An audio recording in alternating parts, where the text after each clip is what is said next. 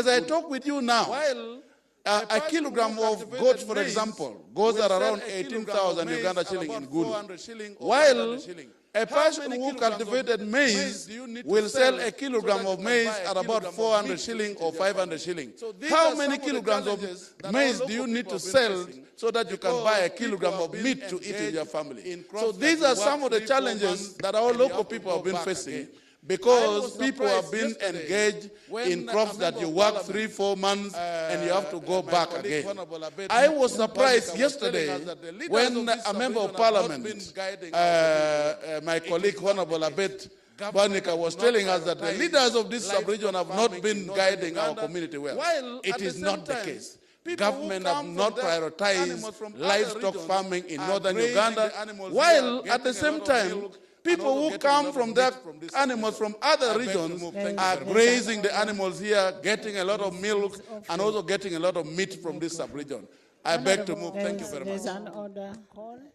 He's off the, we cannot say that the microphone.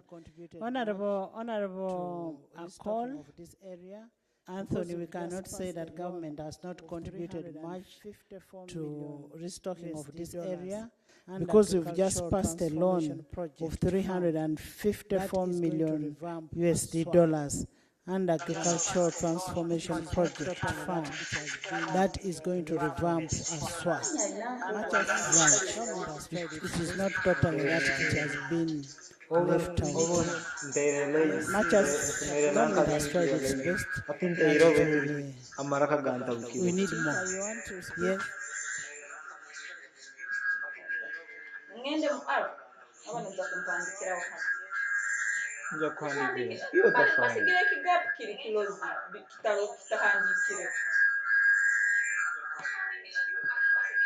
As insinuated that yesterday I did allude to the MPs of this area that they are not guiding the people very well. I've never said that. We should capture, we are on answered, we are on the record. What I said was very clear. I encouraged them, our honorable members, to call for those areas, agricultural enterprises that are key for this area. I didn't say what you said, I said. And exactly that's what you said. We need a stakeholders meeting with the leaders for you to be able to guide the leaders on what should be done best. Thank you so much, Honorable Ababiku. Let me first have the seconders, then I come over. I will have Tinker. Thank you, now, Right Honourable Speaker. You also need to be helped by I am supporting outsiders. This motion. Thank you, Right Honourable Speaker. Farming. I am supporting this motion because livestock farming per now, according to the statistics, a lot of benefits of 2021. And per now, according to the statistics,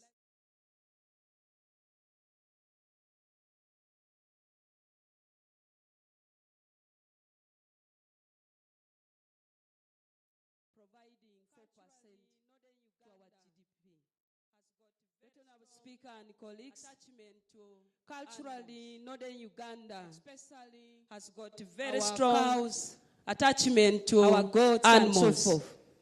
Especially therefore our cows, Uganda, our goats and so forth. Right Honourable Speaker, therefore, Northern Uganda, when you talk about animals, we are imagining you're talking about those animals in the game park. For cattle keepers, they mention the real thing. The cows, the goats, yes. Thank you, Right Honourable Speaker. Allow me concentrate more on our cows, our goats. We have a lot of attachment to this. Domestically, they support us economically and socially. We want also to contribute to the GDP of this country. An increment on resources will facilitate this region. One, to make sure that all the regions, the sub-regions in this region are supported, especially in the areas of establishment of breeding and fattening centers. I'm not supporting that breeding and fattening centers should be in only few areas of Lango and Acholi. I am proposing that they should be in the Madi sub-region, they should be at the greater part of the West Nile, Lango sub-region, and Fofo. 2, Right Honourable Speaker, this will support artificial insemination where farmers have their cows. And where farmers do not have their cows, the increment will help us to support small-scale farmers by at least giving our farmers 2 cows and a bull. That will make sure that we all participate. Right Honourable Speaker and colleagues, we have a big challenge of knowledge. Many of us are keeping our animals in traditional way.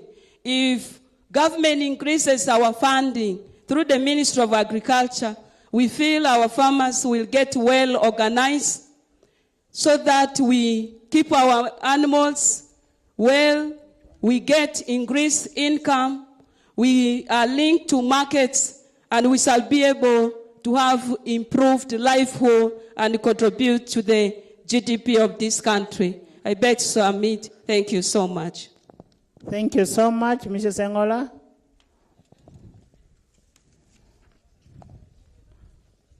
From Lango.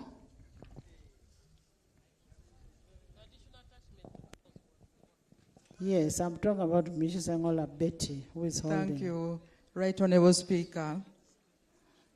I also support this motion because livestock farming and breeding is very important to the development of this region and this country. Now, Right Honourable Speaker, in Apache district, we have a breeding center. But the center is not doing a lot. Because if we look at Lango sub-region, they are not extending their services to all those districts, which should be a fact. So this center should do a lot in letting the farmers know what they're doing. Because we find livestock farming very important in beef, in milk, in hides and skins, and others. And all that is income to our people. So I do support this motion, and government should, through the Ministry of Agriculture, increase farms so that our people can benefit. I thank you, Right Honourable Speaker. Thank you. Thank you so much, Tinka.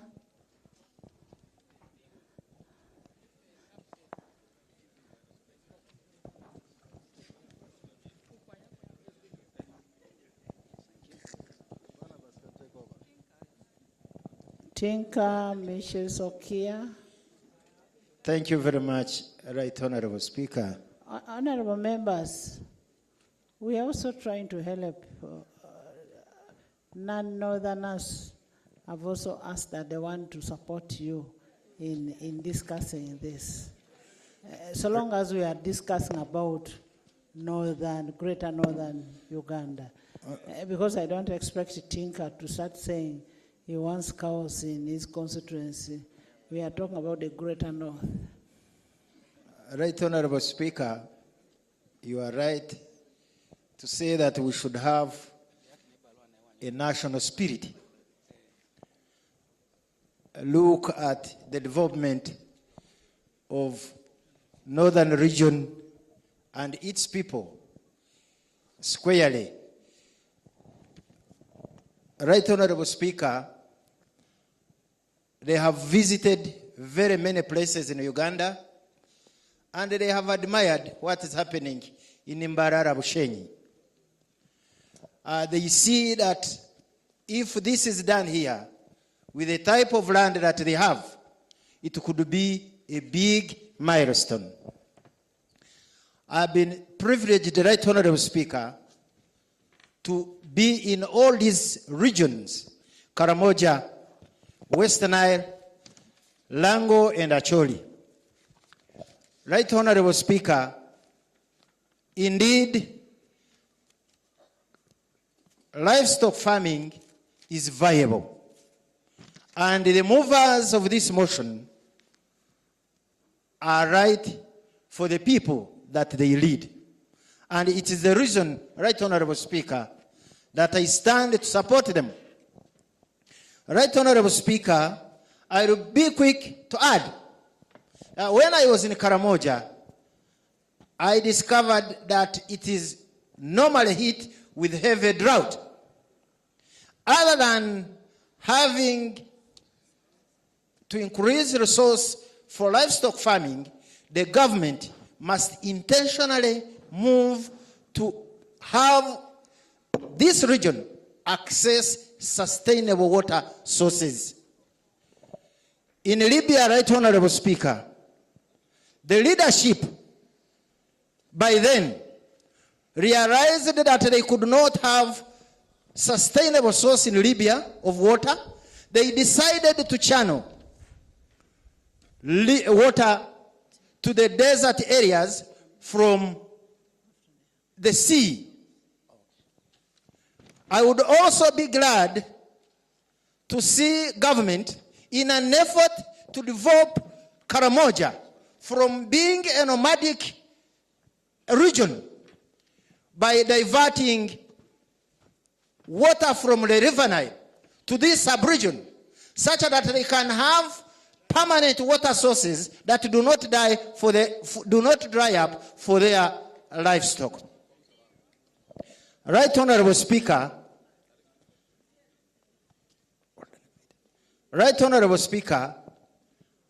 I want to see something tangible. When we talk about livestock farming, we are not talking about one cow to each one household. And what type of a cow? We are talking about maybe 5 to 20 heifers of where it is possible, zero grazing, such that these people can be engaged in heavy milk production that can be marketed and they get money that can increase capacities of these households to get enough money to have decent housing, educate the children they produce in their homes, and be able to have capacity in case they are invaded by any form of sickness to treat themselves. Thank you. Right Honorable Speaker, I want to thank you because I had not submitted on the floor of the House, and your team for having thought about these regional sittings. I had an interaction with people from northern Uganda when in the evening, particularly in GULU, a number of them were very appreciative of this initiative. I am looking forward to when this will be in my sub-region, Bunyoro. Certainly, our demands are very clear, and we will expect that the people from northern Uganda will also support us. Thank you. Thank you. May God bless you. Thank you, Honorable Tinker. Honorable Tinker, we have an international obligation with Egypt, and diversion of water from the Nile would be declaring war. But we also have nearby waters in the area apart from the Nile. So the diversion of the water from the Nile should be removed from the Hansard, but it can be from any other area. Can I have Dr. Lulu May, then Mrs. Okia?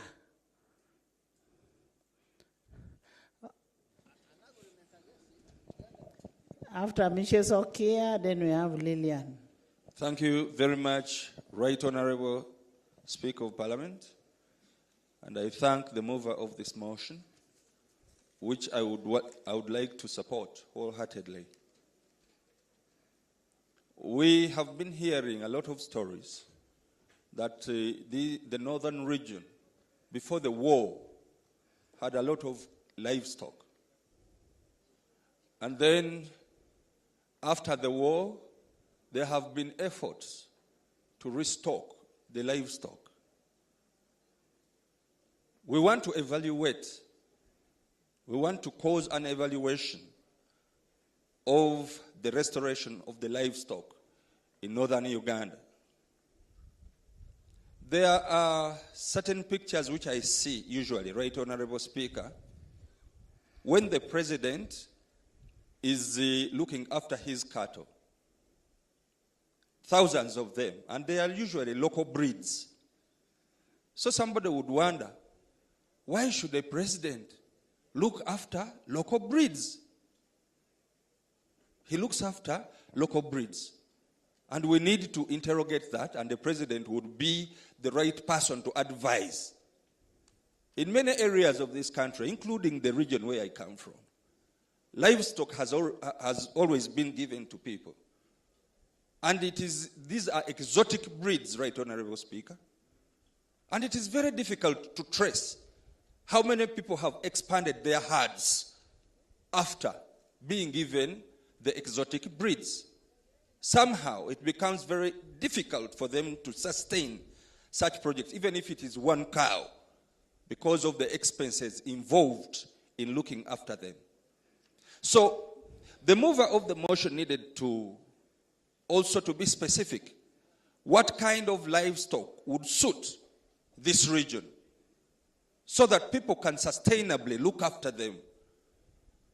It will necessitate the ministry to carry out an elaborate kind of research together with the people of northern Uganda, because generations have changed. The previous generations had time for their herds. Today's generations, people may not have a lot of time for the herds of cattle, if at all you want to restock the way it was. Therefore, Right Honorable Speaker, I'll give you. Therefore, Right Honorable Speaker, while I support this motion, I would like the mover to do the needful social engagements within the region to ensure that if an investment is going to be directly made to improve livestock in this area with vast land and grasslands, the types of breeds, and then the ability to sustain the project, even if it is one cow, is can be sustained. Thank you very much. Thank you. Is the Minister of Agriculture here? Honorable Bueno, the essence is when you give us Frisian cows, the grass in our area may not be suitable for the Frisian cows. They may not be able to live longer. And for you, you may think, well, this is what will give us milk, and we sell. But then Honorable's argument is one. You need to do a stakeholders meeting to find out which animals fit best in that area. So you respond to the issues. Yes, information. Then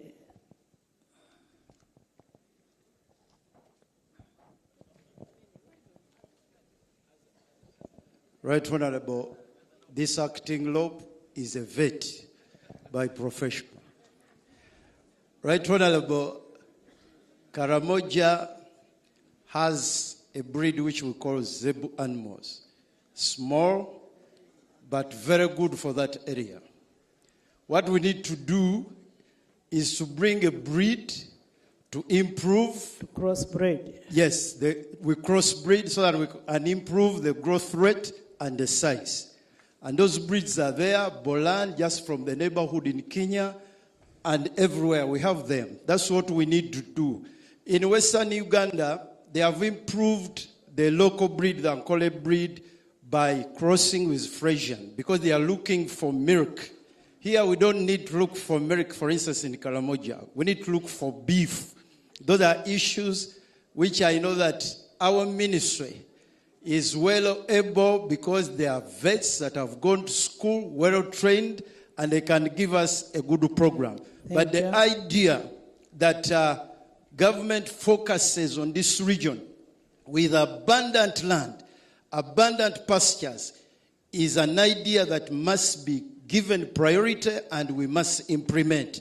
And lastly, Right Honorable, one of the members has ably articulated the issue of water for production. For Karamoja, you cannot talk about animal production unless you also focus on water for production. We don't need to divert any river. We need to set pipes up to Karamoja. Karamoja is not in Sahel. Karamoja is just near here. We can pump water and they can do production. And we can have those feedlots. We can have those breeding centers. I thank you, Right Honour. Thank you. Before the next person comes, we have Mr. Huguti Sebastian, Deputy Dean of RCCs in Uganda, and is the Deputy RDC Lamo District. Then we have Mr. Tim Godfrey, Division Mayor, La Ro Pache. This is the second time. We have Mr. Kidega James, RDC Agago. And then we have Honorable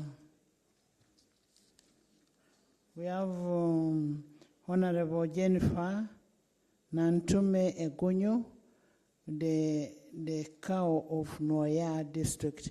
She was with us in the 10th Parliament. Honorable, you're welcome. Yes, Mrs. Okia.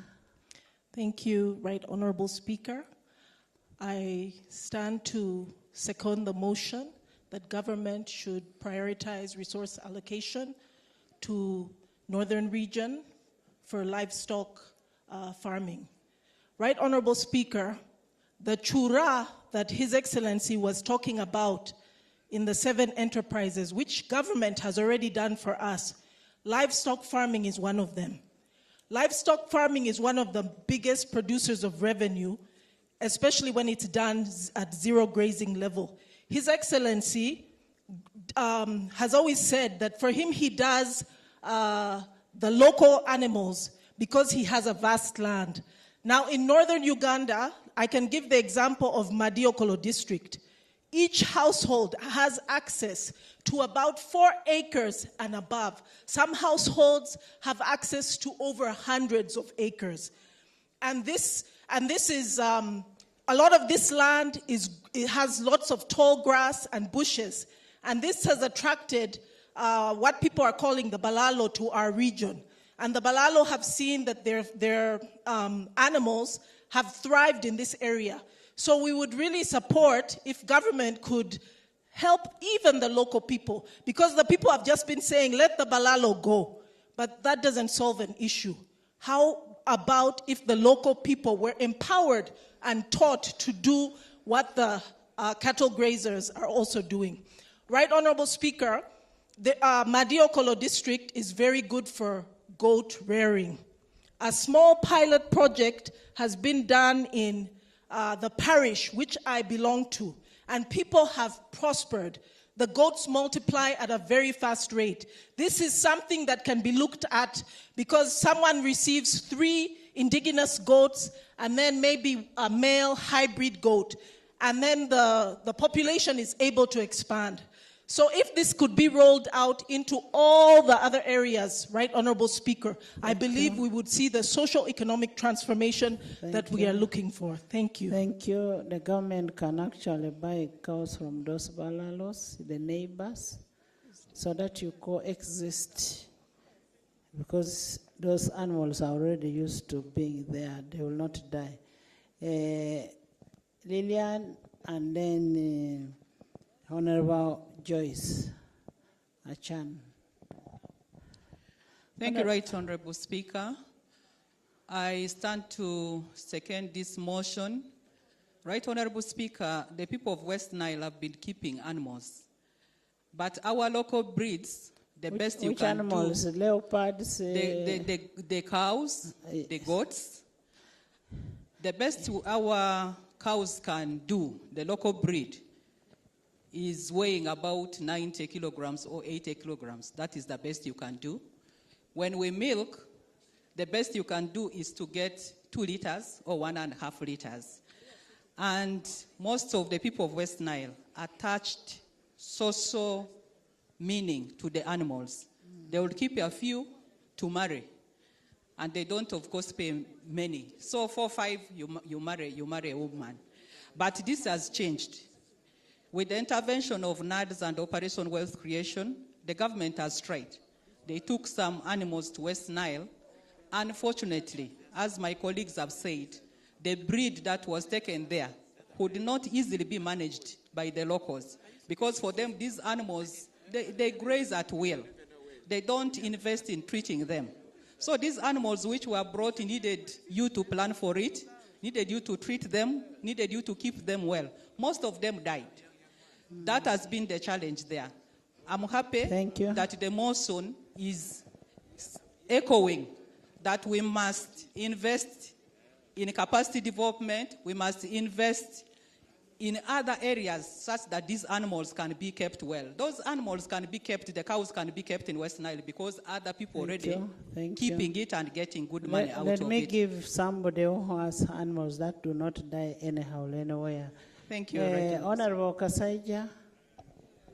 Honorable Kasaija Mzee, can you give an advice on cows?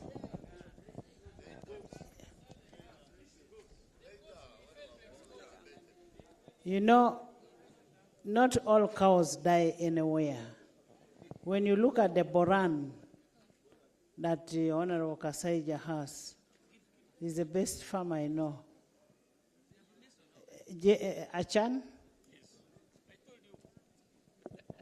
Thank you very much, Right Honorable Speaker. Right Honorable Speaker, I also support the motion of increasing resource allocation to northern Uganda. Right Honorable Speaker, I would like to bring your attention on the national special grant that is being given to people with disabilities every year. This grant has helped us for people with disabilities to purchase animals. And when we visited the group in Palaro, we visited the group in Atiak, we visited the group in Namukora in Kitgum, they were doing very, very well. As their hope were increasing to add on more livestock, the national special grant was cut in the budget. And the money being given to them now is so meager. We pray that this money is increased. Right Honorable Speaker, as also they aim to get PDM to add on the livestock, whenever they go to fill the forms to access this PDM money, they are being chased away that they already have national special grant. I therefore request that if this money come to northern Uganda, people with disabilities should also be considered. I submit. Thank you. Bish?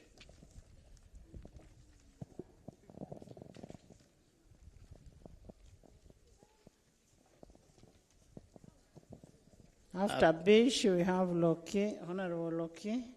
Thank you so much, Right Honorable Speaker.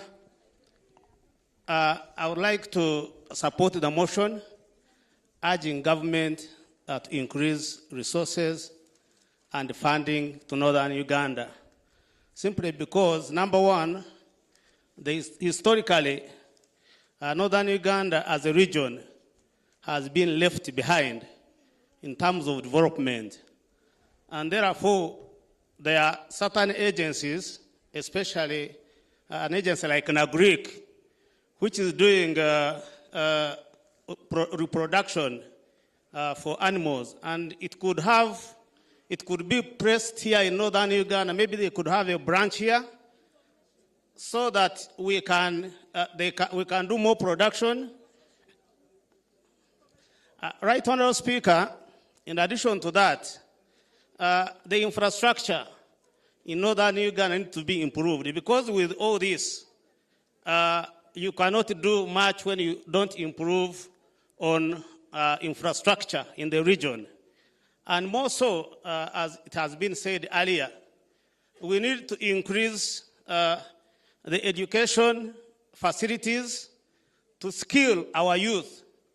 Because, as the President earlier said, if you don't have household income, and that household income must come from education, must come from agriculture, then the people may not have good health, may not have money in their pockets. So, Right Honourable Speaker, I stand here to support the motion that Northern Uganda gets more resources, gets more funding for us to move in tandem with other regions. I thank you. Thank you, Right Honourable Speaker, for giving me this opportunity to join my colleagues to support the motion urging government to increase funding in order to boost livestock farming in the various parts of northern Uganda. Right Honourable Speaker, this motion is premised on the fact that government, through Ministry of Agriculture, Animal Industry and Fisheries, carried out agricultural zoning of this country. That is identifying the potentials of each region, each area in the country to see what they can produce best and therefore export. Right Honourable Speaker, livestock is one way of empowering the rural masses economically, if only we have political will, if only we can enhance the budget to support the livestock subsector. Right Honourable Speaker, honourable colleagues, you realize that in our budgetary allocations, here in, here out, in the Ministry of Agriculture, Animal Industry and Fisheries, you have the livestock sector which is getting a peanut allocation. How do you expect a subsector which is being given little money to produce much? It is only if government allocates money to this subsector, that's where the cattle keeping communities will be able to produce what to export and contribute to the GDP. Right Honourable Speaker, you see government had programs for restocking various parts of northern Uganda. But you do restocking without giving farmers basic knowledge in livestock disease control. These animals are given to the farmers. The farmers are clueless in terms of diseases that are common there and how they can be helped to prevent those diseases. And these animals end up dying without giving farmers what they should have got. So this is worsened by livestock disease control decentralization. There are some diseases which the Ministry of Agriculture has decentralized to the farmers. And you know, when you decentralize a disease like CBPP, that's the lung disease, decentralizing diseases caused by ticks to the livestock farmers, they have no capacity. Farmers do not have capacity to control diseases. So why is government running away from the responsibility, a technical responsibility of controlling diseases in the countryside, especially among the people who are keeping animals? So, Right Honourable Speaker, I want to passionately support this motion urging government to increase money. Information. I take the information. Hey. Madam Speaker, you know, I support the motion. You know, when you look at raiders, you know, you know, we are not. Honorable Chero came to see my cows. Then he said, "This cow looks like mine." Yes. Madam Speaker, thank you. I thank my colleague for giving me a chance to give information. I equally support this motion.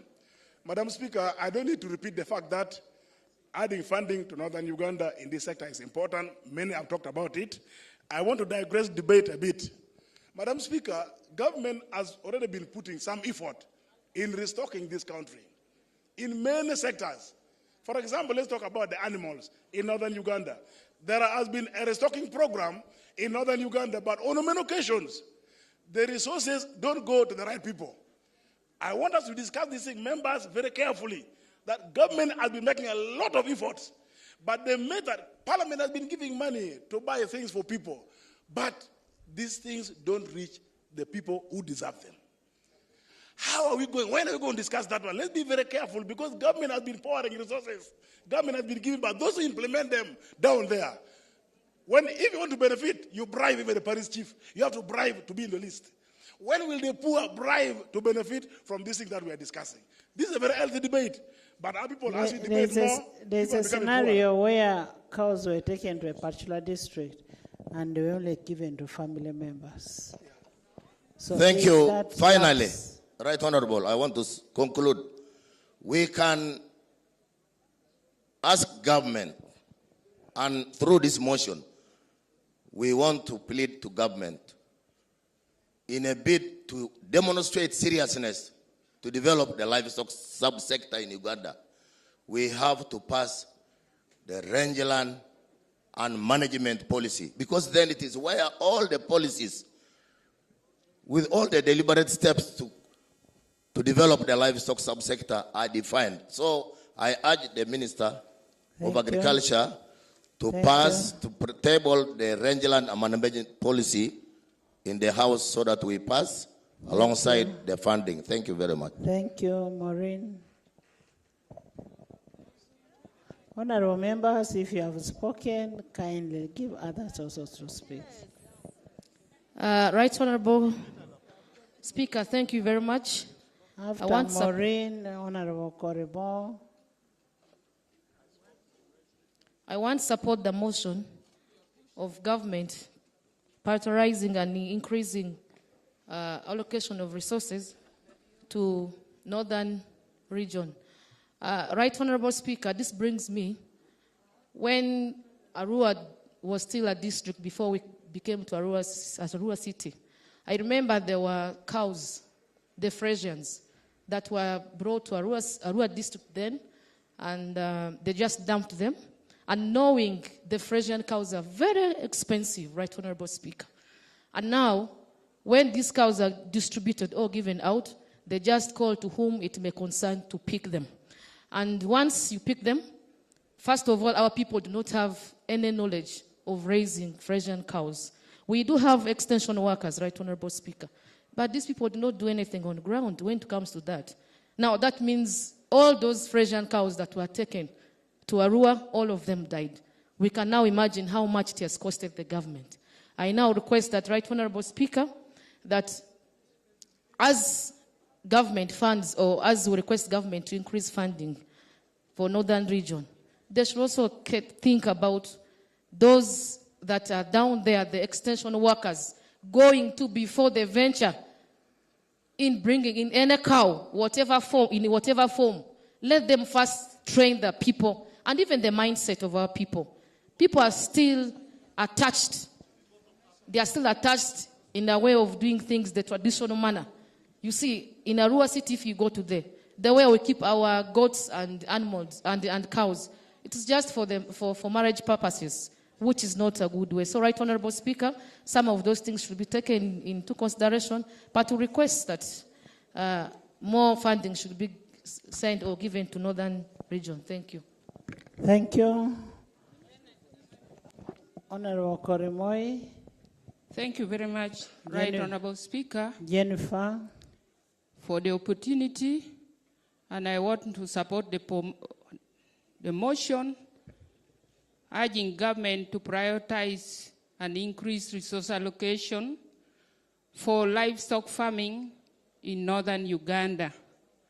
Right Honorable Speaker, recently, government secured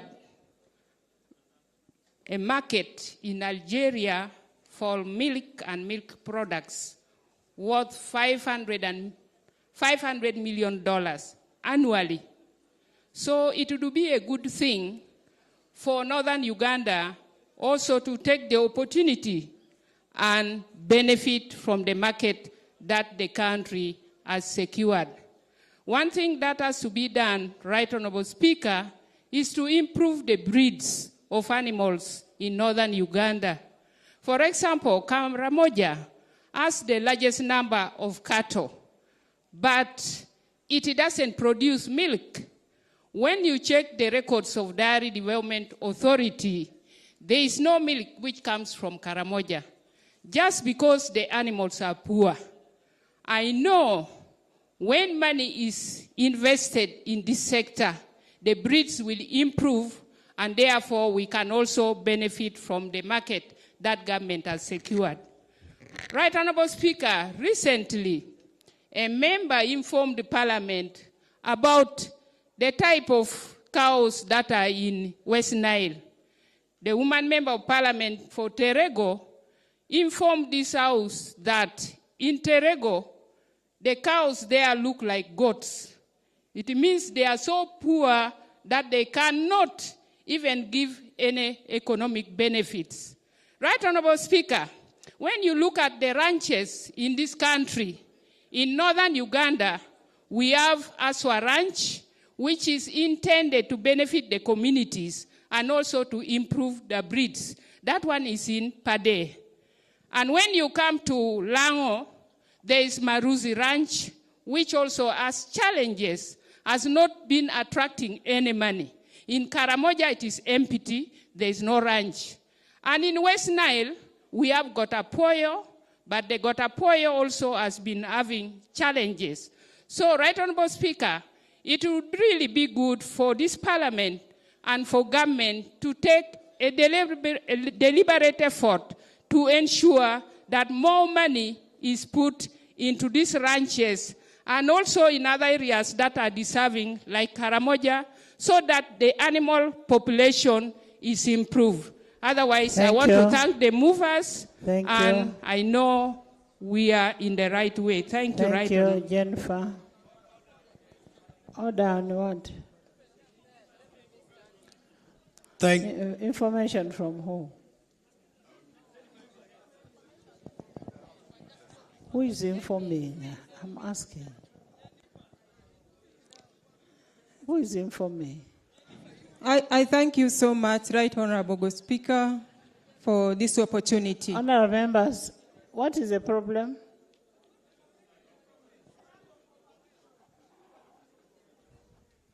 You want to give information? Oh, okay. Let Jennifer finish, then you give information. Thank you so much, Madam Speaker. I don't take this opportunity for granted. I stand here to support the motion urging government to prioritize and increase resource allocation to West Nile, Acholi, Lango, Karamoja regions for livestock farming. Madam Speaker, in fact, this should have been yesterday. Our people have been left behind for so long. Our people were deceived to grow tobacco, which tobacco farmers up to now have not been compensated. And after that, Right Honorable Speaker, our people went into Jennifer, we passed money for tobacco compensation, and the money is available for tobacco compensation. Let's not misguide the population out there. Thank you for this clarification, because our people have waited for so long. And if this is the information, we are glad. And we pray that it is implemented. And our people, after being deceived to grow tobacco, some of our farmers in West Nile went into marungi growing, which has been prohibited. And they have been now left with no alternative. And if this is to give an option, an alternative for the livelihood of our people in West Nile, Karamoja, Lango, and Acholi, So be it and let it be implemented. Thank you. Second, Right Honorable Speaker, the hybrid programs that is always central procured has issues. And however, we pray that if this program is implemented, let it be done well so that the procurement challenges that are central, as it has been, are addressed, and as well as the sensitization of our people be upheld. So there was information. Thank you. There was information from where? Amoru? Or from FETA? What information was it? Right Honorable Speaker, I want to thank you for the opportunity.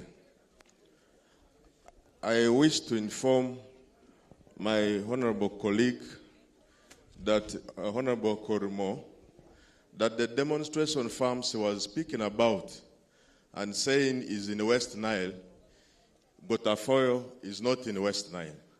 That demonstration farm is in Noya district, is in Acholi sub-region. Yes. However, Right Honorable Speaker, I support the motion very much. Thank you. You see me here, I am a product of cattle farming. My father used to breed bulls to pay school fees, and those bulls would be the one to send us to school. In December, it would be slaughtered, and it would pay the school fees of the first term, then the second term, and then the third term. That's how we have come here. Thank you. We were able to access socio-economic transformation of household income because from P4, I used to sell milk and go to school with the money. Thank you. So cattle breeding. Honorable members, where is Honorable Lanya, Andrew? You know, give Andrew the microphone. Yesterday I looked at Andrew, the other day I looked at Andrew's cows that looked like they were goats. You know, the problem when we get cows, a cow must be treated like a baby. The cows must be looked after very well. Thank you, Madam Speaker. I rise to support the motion because this is something that we've all been doing for a long time. But you remember you complained. Yes, you did complain, and it's part of why I want to support this motion. On condition that it's not just about giving cows to the people. It should be one that is looking at the whole ecosystem, from the feeds to the medication to the professional services. If you look at tomorrow, for example, in terms of extension services, you have one extension farmer, extension service provider per 3,000 plus farmers. So unless we address the whole ecosystem, we're basically just beating around the bush. So I want to request that when we look at this, it should be a holistic approach to the whole ecosystem. I want to thank you very much. Thank you so much.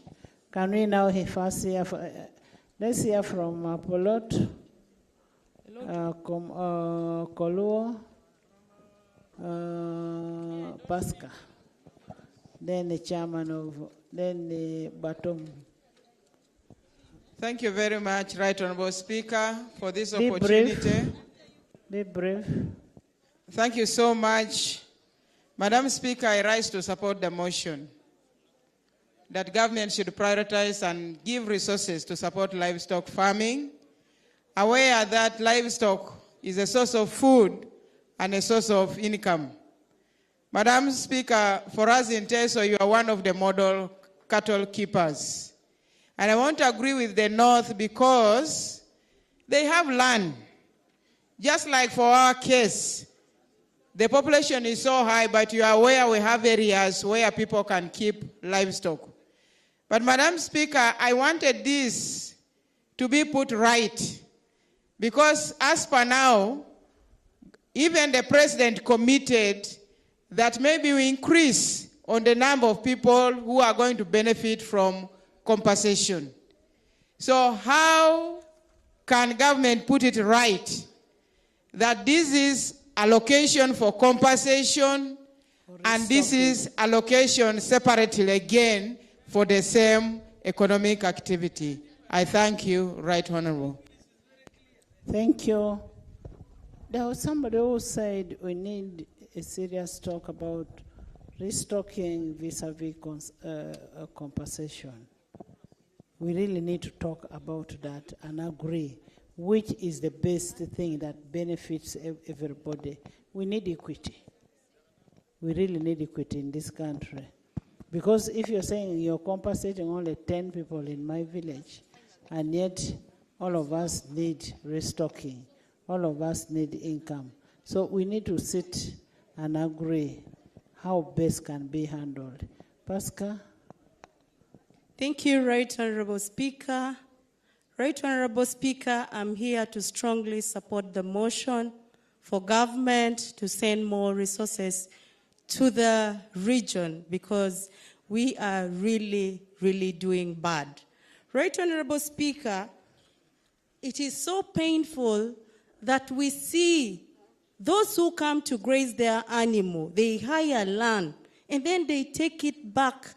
The animal that the cow that they could have bought at only 500 shilling, on grazing it in the land of Noya, they will go back selling it at 2 million. Right, Honorable Speaker, this pains us a lot. So this is one of my justification and the confirmation that we must all, as Northern Uganda, stand up for livestock farming. Right, Honorable Speaker, Pade District is the district which is having Achua Ranch. We have Nagrik in Achua Ranch, Right Honorable Speaker. I'm so happy you said that there is money which is going to be sent to Achua Ranch, which is to the tune of around $355 million US. Right Honorable Speaker, I pray that this government should not only make this money benefit the investors who are in Achua Ranch. This money should be prioritized to the community. The Nagrik, which is in Achua Ranch, they are government workers, but they are not doing anything to support the community to come up and stand on their own. If we could identify outgrowers and Nagrik directly support them to come up, we would fight poverty in Acholi sub-region and we will no longer remain the same. Thank you. So I hereby strongly support the motion, Right Honorable Speaker. Thank you. If I could ask from all of you here, who leads by example? How many of you have cows? Because we must lead by example. We must, I know Museveni has them. We must lead by example. As we advocate for all this, we should lead by example and make sure our people learn from us. Yes, I'd given baton, Honorable Abrahams, and then Esther. Yes? Hey, Kolua, I forgot you. Because you're not a cattle keeper. Thank you very much. I'll come to you. Thank you very much, Right Honorable Speaker, for the opportunity. Let's try to limit the time. I rise to support the motion urging government to increase funding to livestock production in the northern region. Colleagues have spoken about a number of factors, but I want to focus on Karamoja. Karamoja's livestock population can support the growth and increase in the GDP of Karamoja in terms of processing and export of beef. Organic beef in that case. Because Karamoja's livestock is bred on organic pasture, on the natural grass. And the beef from Karamoja is actually on high demand across the globe. We just need to improve on the qualities. But there are a few factors that make it very difficult. A number of colleagues have already alluded to them. One is diseases, the other one is pasture, and then the other one is water. Given that the droughts are long in Karamoja, it leads to less grass during the periods that the rains are not able to support the growth of pasture. And water bulking and transfer would be a very good solution. Yesterday was the Committee of Agriculture made their presentation. They didn't talk about issues of water production in Karamoja, targeting water, bulking, and transfer. A colleague had talked about getting water from the Nile or Lake Choga to take to Karamoja. That may not be a solution given international issues. But Karamoja has rains that are flash and have a lot of water. And there are 3 sub-catchments in Karamoja that can support water bulking and storage and transfer. One of them is Lokere, which supports the northern districts of Karamoja. It's called the Pager sub-catchment. The middle is the Lokok, and then the southern one is the Aoja. So if we invested money in these areas, yes.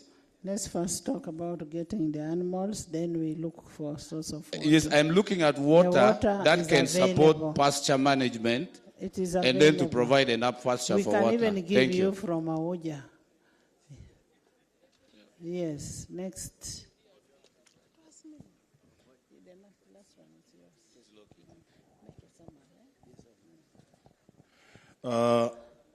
Thank you, Madam Speaker.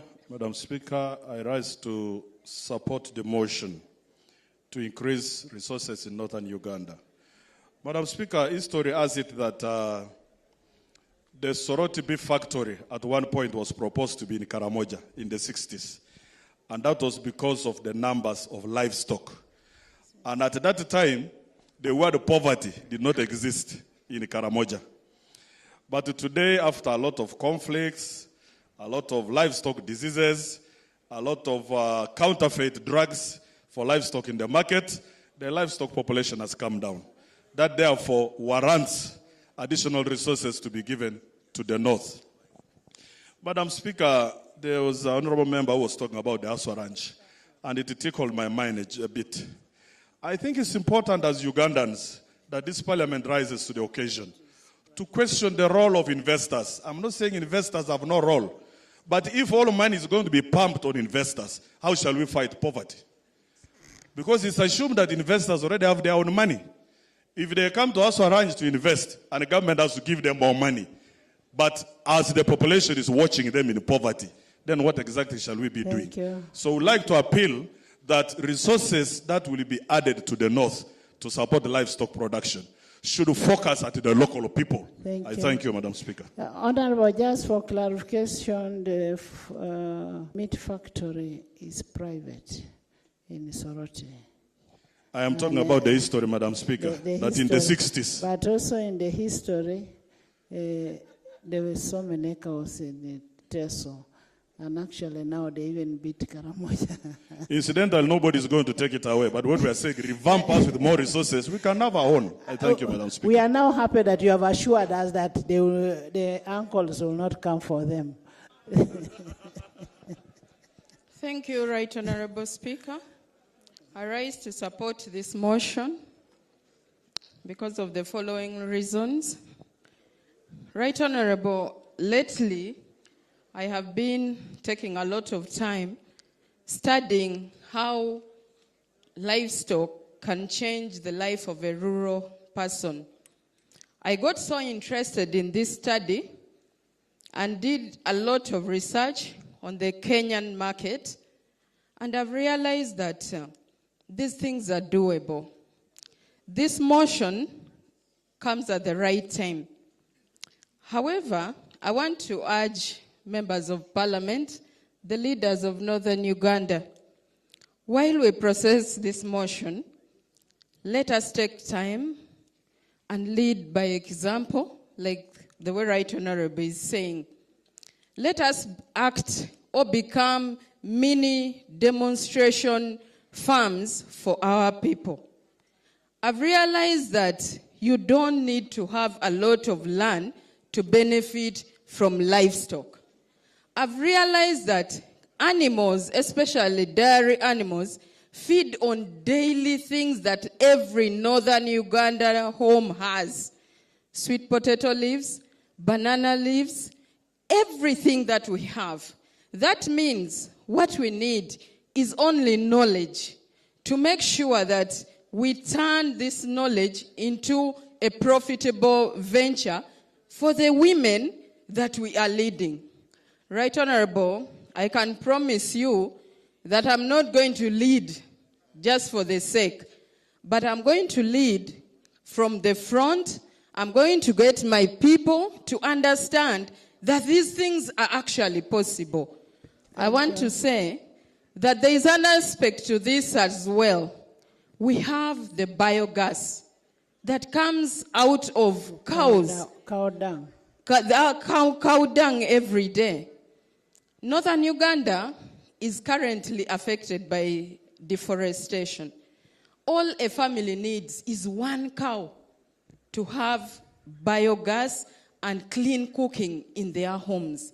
This would be very good, and I would love us to inspire our people into that direction. Thank you, Right Honorable. Thank you. I'd told the Honorable Megade, I'd given Honorable Megade.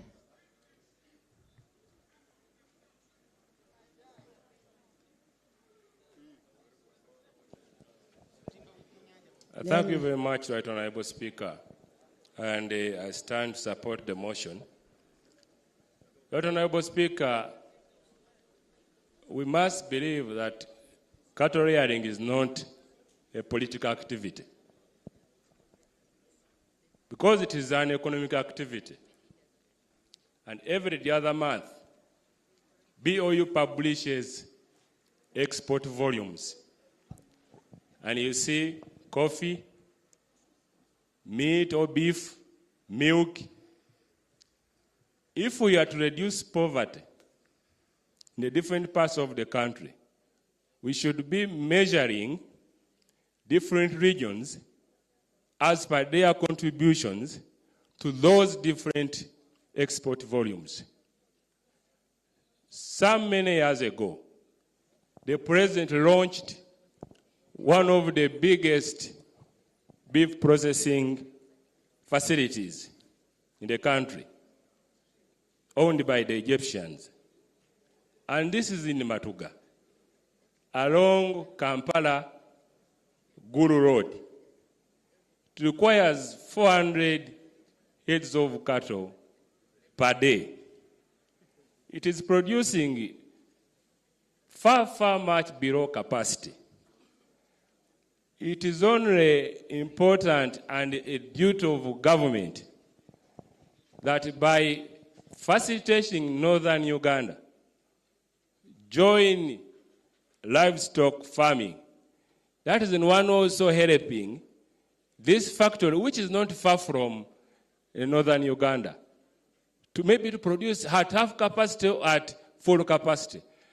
But, Right Honorable Speaker, it is disturbing to see animals move from different parts of the country coming to Matuga along Kampala-GULU Road, when there are no animals which can come from GULU to Matuga along GULU Road. And at the same time, Right Honorable Speaker, cows can thrive anywhere. I cannot mention that it can also thrive in the islands because I'm in northern Uganda, and that will be for another day. But we must accept that there may be reasons why certain areas are where they are in terms of development, and basically, it is basically because of cattle rearing. Thank you. Thank you very much, Honorable Speaker. Thank you. Honorable Obi, cattle rearing may not be a political activity, but it also affects the political economy in terms of taxes, in terms of investment decisions, the laws that are available. So, can I talk, Noya, DP? Okelo. Thank you. Kolu, I will give you. Thank you, Right Honorable Speaker. Right Honorable Speaker, this House has already taken note that before the conflict, farmers here had a lot of animals.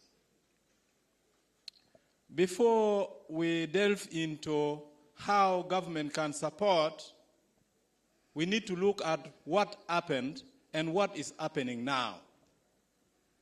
Right Honorable Speaker, many things have happened, but currently there are so many things that impede the growth of livestock in northern Uganda, especially that of cows in Acholi and generally in northern Uganda. One of them is that the quality of drugs, that in veterinary drugs that are available here, cannot be trusted by farmers. You buy drugs for controlling ticks and they don't control. So we urge government to try and control the quality and make the environment for livestock better than it is. Right Honorable Speaker, also a farmer to improve the breed should avoid inbreeding. To avoid inbreeding, you need to buy cows, other breeds from elsewhere. Currently, as we speak, Right Honorable Speaker, it is very difficult for a farmer in Acholi or even West Nile to buy cows from across Karuma to come this way. You need 8 different approvals, which makes it entirely difficult, especially for local farmers. Madam Speaker, also when we are talking about livestock farming, we are not just talking about cows. So in this motion to the government should look holistically into the whole livestock industry to include birds. About 2 weeks ago, Right Honorable Speaker, in this city of Gulu, there was very little supply of eggs. And farmers had to rush to Kampala and other towns to bring eggs to serve the need of Gulu City. And that means there is also a wide market for also other forms of livestock. Madam Speaker, while we have institutions now being strengthened, it is important that we strengthen continuous research into this farming. Because all farmers need is a good environment, all farmers need are quality drugs, all farmers need are seed money to begin with. I thank you very, very much, and I support this motion. Honorable Minister of Health, before you go, there is a question you needed to answer that is being asked. Members, I'm coming back.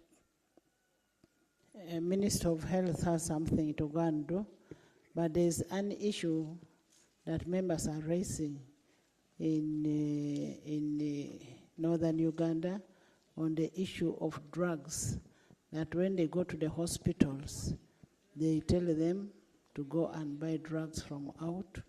The issue of the support to the nodding children. Members, I'm coming back to that. Thank you very much, Right Honorable Speaker.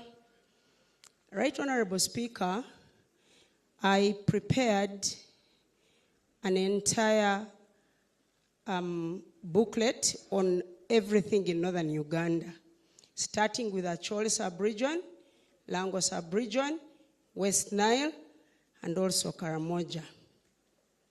Fast forward, I actually want to thank the people of this region, Acholi sub-region, because in my report, they contribute the least of non-communicable diseases. In the entire region, Acholi sub-region has the least morbidity for the commonly known as non-communicable diseases. And Right Honorable Speaker, as a sector, the 75% of our disease burden is preventable. If we increase health promotion, health information, we'll have very few people to treat in this country. Right Honorable Speaker, they asked about why there are no medicines in hospitals. I've been to this sub-region 3 times since I joined the health sector.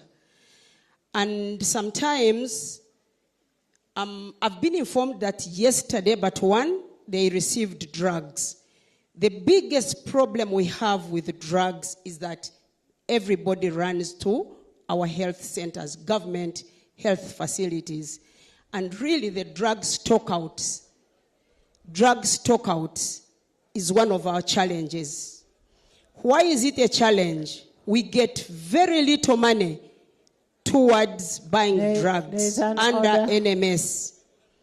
Now, when NMS receives these monies, they purchase drugs, distribute them, and send a message to every member of parliament. Honorable Minister, there is an order.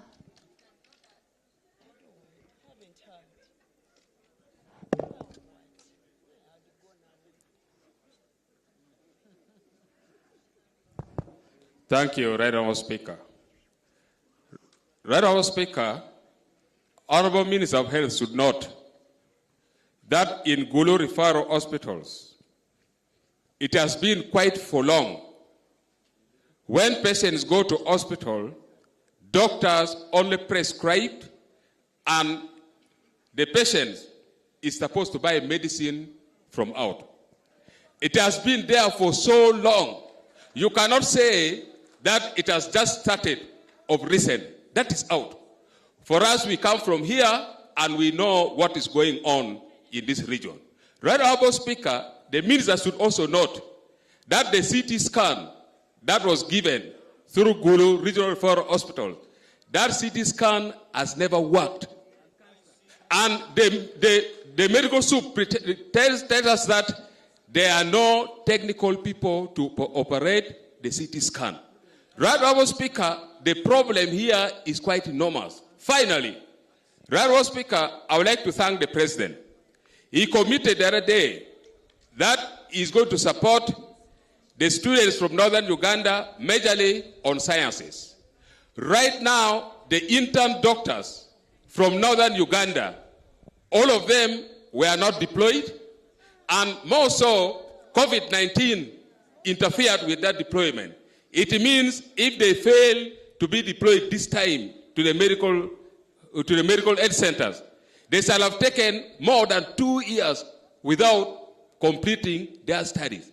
I pray, Right Honourable Speaker, let the President and Parliament take very special consideration to the people of northern Uganda. Especially, let the intern doctors be deployed. I beg to move. Thank you. Dr. Lulume. There was another. Dr. Lulume. Let me hear from the doctors after Dr. Lulume, Dr. Chut. Richard, you became a doctor. Right Honourable Speaker, I had wanted to inform the House Honourable that the members, Health Committee... Just a minute. Honourable members, why I diverted the debate? Because I am sending the minister on an assignment. We have a patient that she has to sign for the patient to be taken for treatment.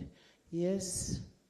Thank you very much, Right Honourable Speaker. I was trying to inform the House that the Health Committee, of which I was part, that crisscrossed northern Uganda, will have a report, and I think we shall be on order paper tomorrow. So I was seeing the minister kind of preempting the report that we must give to Parliament. Thank you, Right Honourable Speaker. Honourable Bua.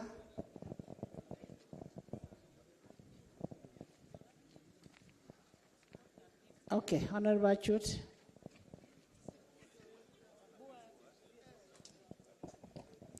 Dr. Achut. Oh.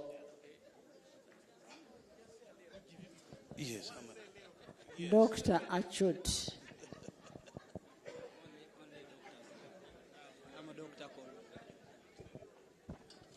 Thank you, Right Honourable Speaker. As my colleague has indicated, there's a report from the Health Committee which is going to expound more on the drugs. But I just want to give 3 reasons that we've always observed for drug shortages. One is that delayed deliveries. A delivery that's supposed to have been made 3 months ago hasn't been made. The second reason is we have what we call artificial drug shortages. The drug is there in the store, but then when the patients go, they are actually sent outside to get the medicines. We observed this during our oversight visits, where a patient has been sent to buy a Panadol or a Moxil outside in a pharmacy, but when you go to the store, the medicines are available. So we are having issues of artificial drug shortages, which is driving all that itself. And that is what the report is going to try and raise and see how best to address. So I thought I'd just give that information that our report is going to clarify more on that.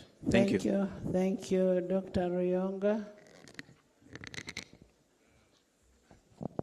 Thank you, Madam Speaker. I'm Dr. Rionga. Thank you very much, Right Honorable Speaker. I'm Dr. Joseph Rionga, and I'm the MP for Hoima West and the Chair of the Health Committee. Right Honorable Speaker and colleagues, as my colleagues have mentioned, we had an oversight from 12th to 17th, and we have a report which we put on order paper, shall present it tomorrow. But to add on what my deputy has mentioned, there is also a very big deficit in the budget for drugs. For the whole country, we had an interaction with the National Medical Stores. There is a deficit of around 180 billion Uganda shillings. So much as there is shortage, but also we have to think of increasing the budget for the drugs for our country. I beg to submit.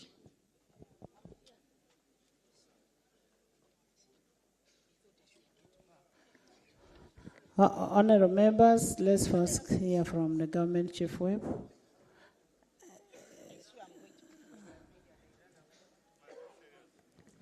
Right Honourable Speaker and Honourable colleagues,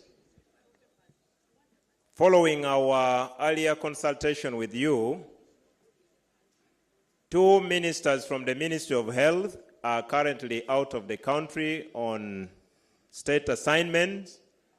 We have only one who should equally proceed to Kampala to sign a document to allow one of us to move out of the country for urgent medical attention. We have also consulted, and in the absence of the ministers of health, we have duly agreed that the Honorable Dr. Kenneth Omona, the Minister of State for Northern Uganda, will hold forth, what the lawyers call holding brief, for the Ministry of Health, alongside Honorable Dr. Kaduchu from the Ministry of Education and Sports. And both are doctors who are part of the doctors in the House, and I believe they will do a good job in consultation with the technical team from the Ministry of Health. Thank you. So we'll have the report on health. Tomorrow we shouldn't rush because it's one person. So hold your questions on health. We'll discuss it now that we have people to hold fort. Pardon? Yes? Right Honorable Speaker, I have already handed over the document prepared by the Ministry of Health on the entire northern Uganda, and I beg to lay and also to leave. Thank you. I wish you a safe journey. Thank you very much. Any question on health, we will handle it tomorrow after the report has been presented. Madam Speaker, this is a bit urgent. Yes. Thank you so much, Madam Speaker. Madam Speaker, the issue I am raising now is in regards to a positive test that was got at Elego about monkeypox. And yes, Amuru District Local Government has reported this, but they have said they have not got any government response. That is why I was insisting that it must be raised so that the people at the border and Amuru District Local Government is assisted. Thank you so much, Madam Speaker. Thank you. Minister. Pox.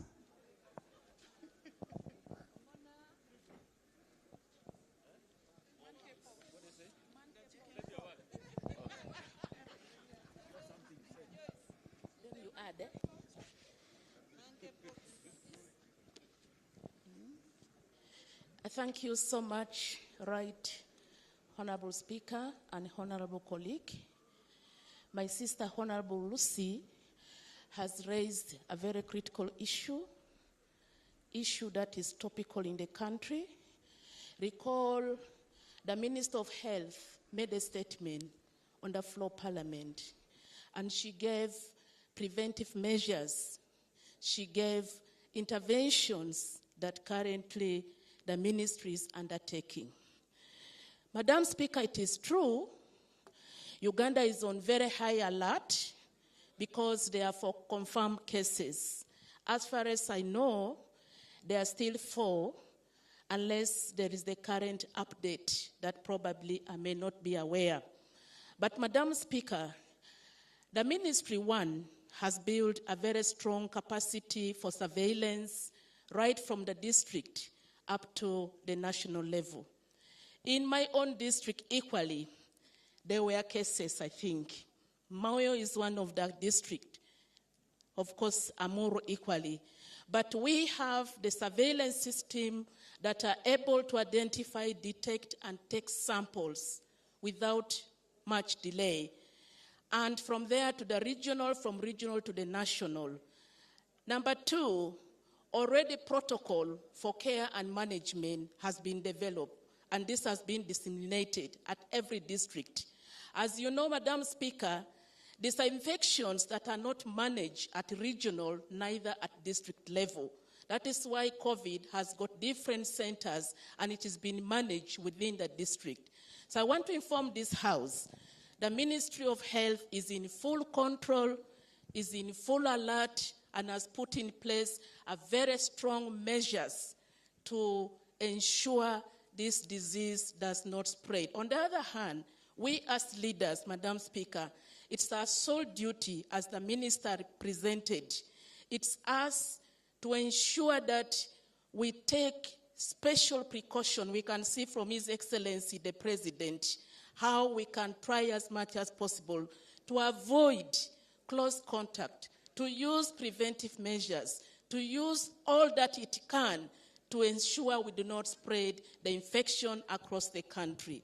Any further information, I beg that we get the current latest number. We will present it tomorrow. I beg to submit, Honorable. Thank you, thank you. Honorable Minister of Agriculture. Doctor, you have something to say?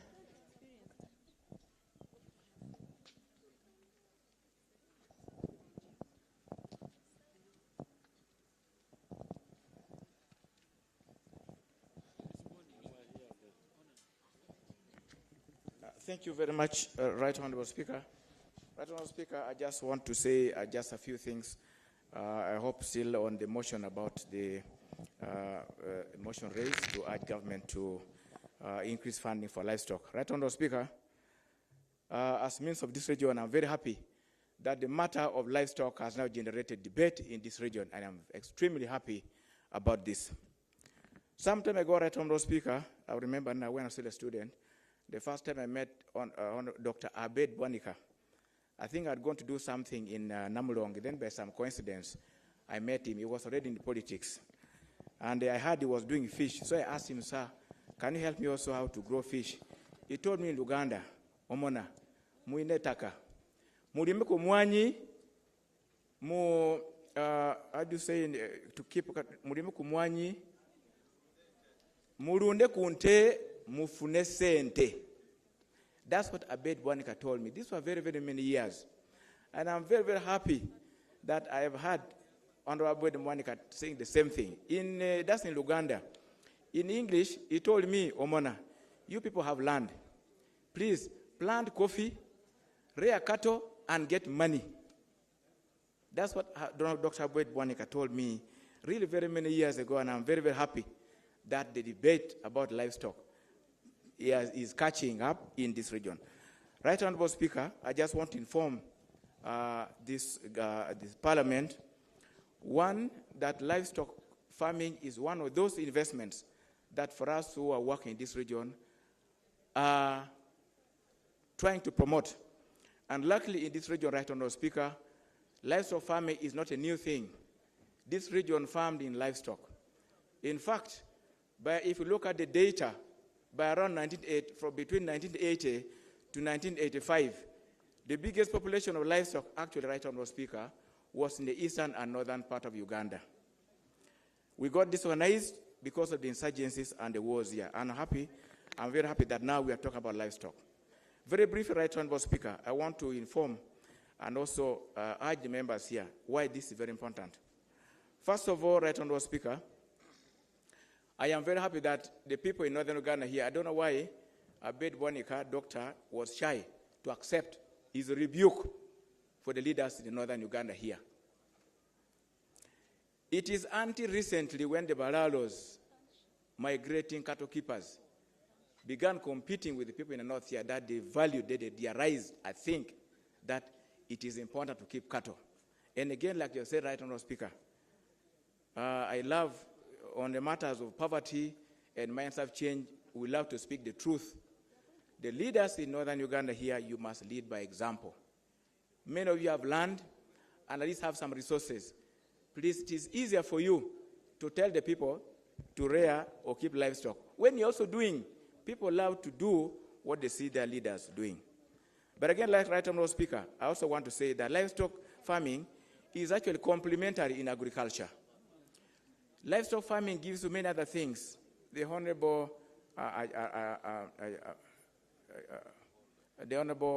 MP who talked about leading by example, Honourable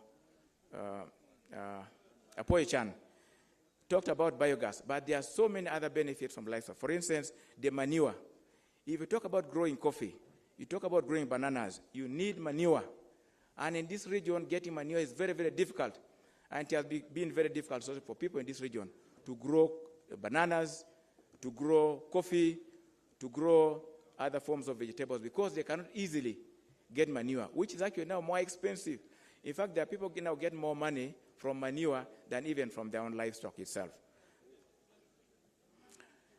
Secondly, Right Honourable Speaker, the biggest challenge you're seeing with the livestock here, the biggest problem I've seen with livestock, Right Honourable Speaker, in this region also is the issue of breeding, of the breeds that have been given to northern Uganda here.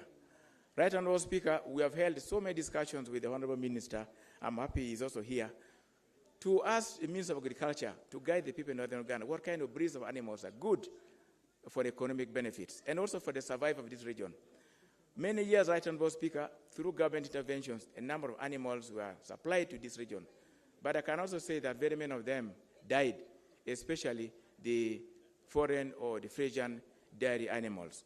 So we are really urging the people and also urging colleagues we work with and MDAs that are partners in restocking this region to bring to the people breeds that can survive. For dairy, we are meaning. Let me finish. I'll give you opportunity, Honourable. So, Right Honourable, we are saying that when we talk about breeds of cattle, we mean dairy and beef, but all these needs to be breeds that are useful to the people. And we are now telling the Minister of Agriculture to begin teaching the people here that we can still have dairy animals which are not necessarily Frisians. There are other breeds like the brown jerseys and others which can survive in this region. And this is what I talked about yesterday, that us as government, we must guide the people and get them correctly. The same as beef. These small animals that honorable member talked about, that looks like a big goat, are no longer useful. And there are very many in some of these communities of ours. So the fact that we have a lot of land and a lot of grass for free, Right Honourable, I think this is a very good decision to tell the people to keep animals. But important, Right Honourable Speaker, I also want to tell the people that it is important, and there is no mistake in doing livestock, because like the President keeps talking about doing business with Chura. If you look at the global market, Right Honourable Speaker, the global beef market is about $645 billion US. And there's a lot of market for beef that come from Uganda. And within the country itself, the national market the volume of beef market in Uganda is about 2.9 billion US dollars. And China, that imports a lot of beef from elsewhere also, is about $273 billion as for this year. So there's a huge market for beef, and they encourage the farmers, people in northern Uganda who have land to rear animals. Honorable, thank you. Give information. Thank you. Honorable Minister. Let's first hear from the Minister. Thank you very much, Right Honorable PPP, Minister. you're complaining they had given you permission. There's only one chair in the House. I'm going to give, I know your issue. I'm going to give you. Let's hear from the Minister. Thank you very much, Right Honorable Speaker. Right Honorable Speaker, before I respond to some of the issues that have been raised by the members, allow me to thank the movers of the motion, and also allow me to agree that Northern Uganda has a lot of resources, which resources would be useful in having livestock farming as a commercial or as a key commercial activity in this area. And I agree that where livestock farming is being practiced currently, a lot of lives have been transformed. So we are not exploring. As a country, we know that livestock farming is a very profitable enterprise. So I thank the movers, and I actually support the motion as well. Regarding the issues raised, key among the issues is the requirement by my ministry to involve the communities and the leaders in northern Uganda in determining what kind of livestock would be more suitable to the various categories of people or farmers in northern Uganda.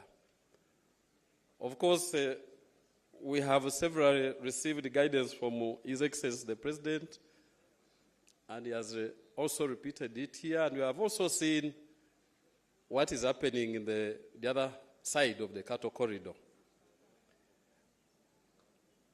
The guiding principles, we know them, but we shall come back and in a participatory way determine which animals are more suitable for where. I want to request the leaders that when time comes, we work together in this, but we also work together in mindset change, because that is the starting point. It's not a matter of giving out animals, but we have to educate the masses. We have to inform the masses. And then with us as a ministry, we shall, after that, continue to give extension services to the population. With that, Right Honorable Speaker, allow me to say that once we get the resolution of Parliament, my ministry will go to Cabinet with a paper so that Cabinet can consider the proposal and then accordingly work out how to prioritize livestock farming in northern Uganda. I beg to move. Thank you. Honorable Minister, before you leave, there's information Honorable Court has on Aswa.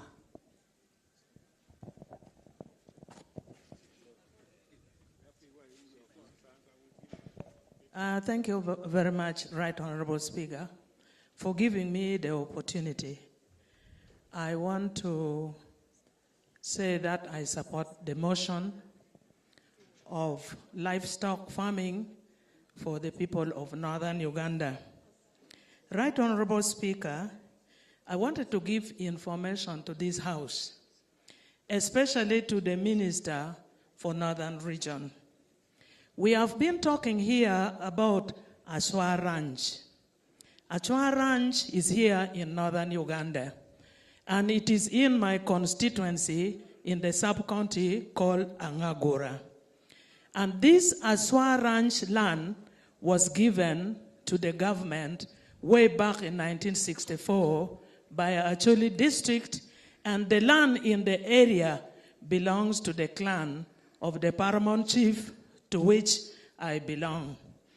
And this Achwa Ranch you have talked about, I am happy that you have budgeted for that big sum of money to revamp the Aswa Ranch.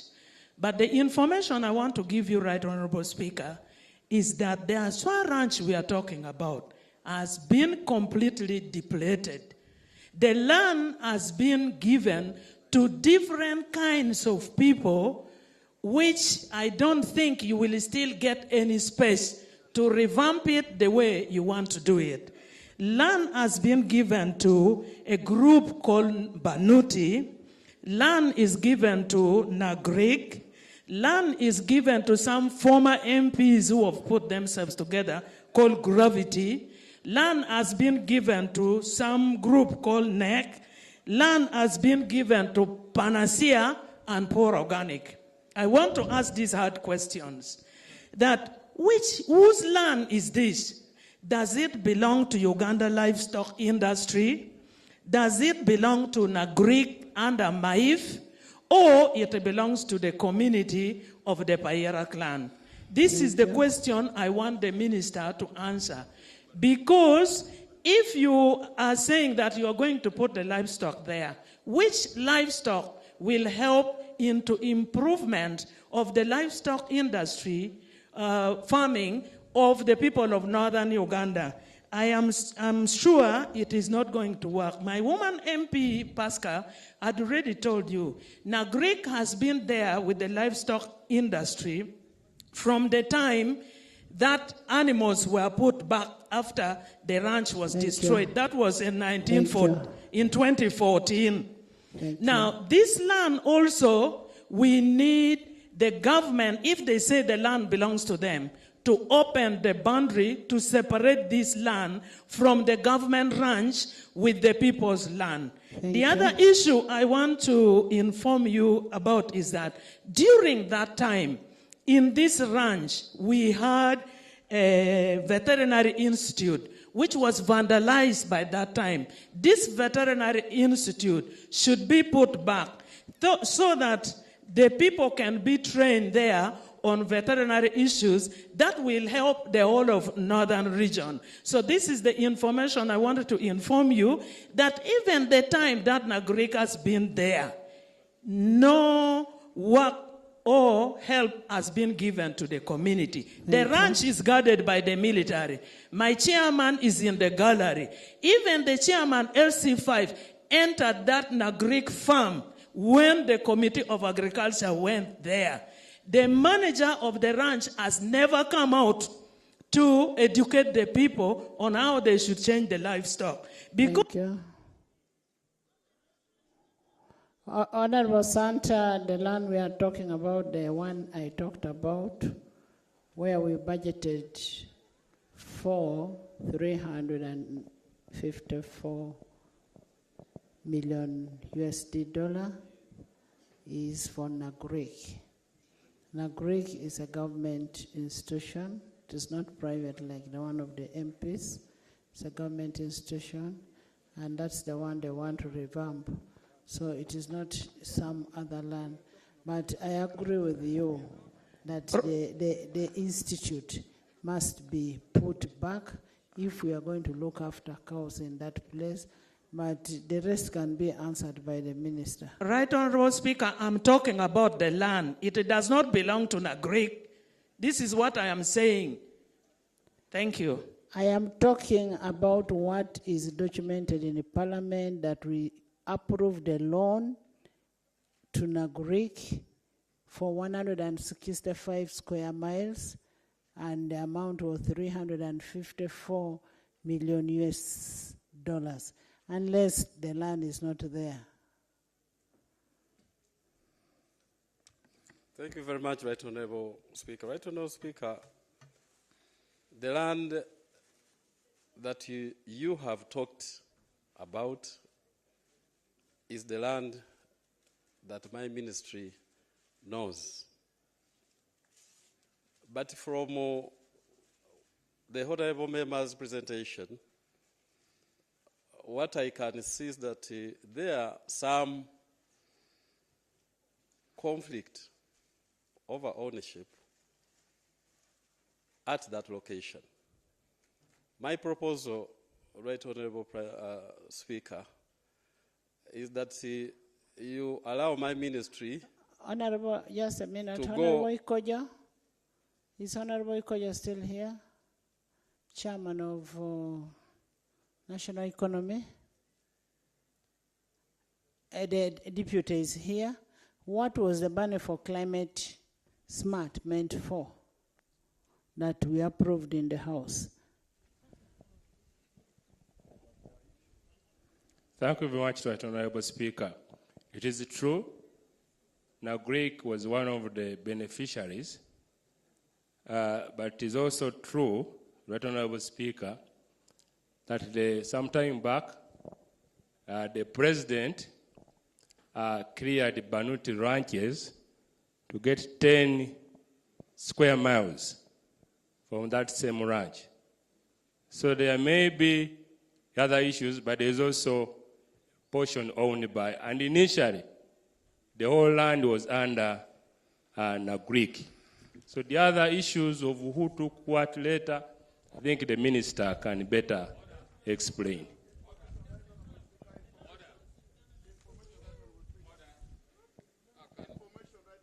We still have one report. I thought one of you was bringing a motion. Yes? Right Honorable Speaker, last year we had a serious issue of conflict in Aswa Ranch over the land and Gotafoyo.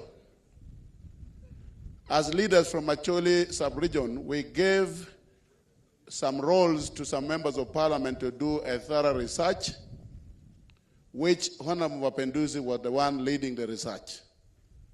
Right Honorable Speaker, this information has been gathered together and presented to the government of the Republic of Uganda, and there is a common position that is agreeable. If you want some update on the issue of the land that we are talking about, Honorable Mapenduzi has a detailed information about that. And I wish you give him the opportunity to present it, then you'll understand more about the land we are talking about. Thank you very much. Where is Mapenduchi? Mapenduchi. Honorable Mapenduchi.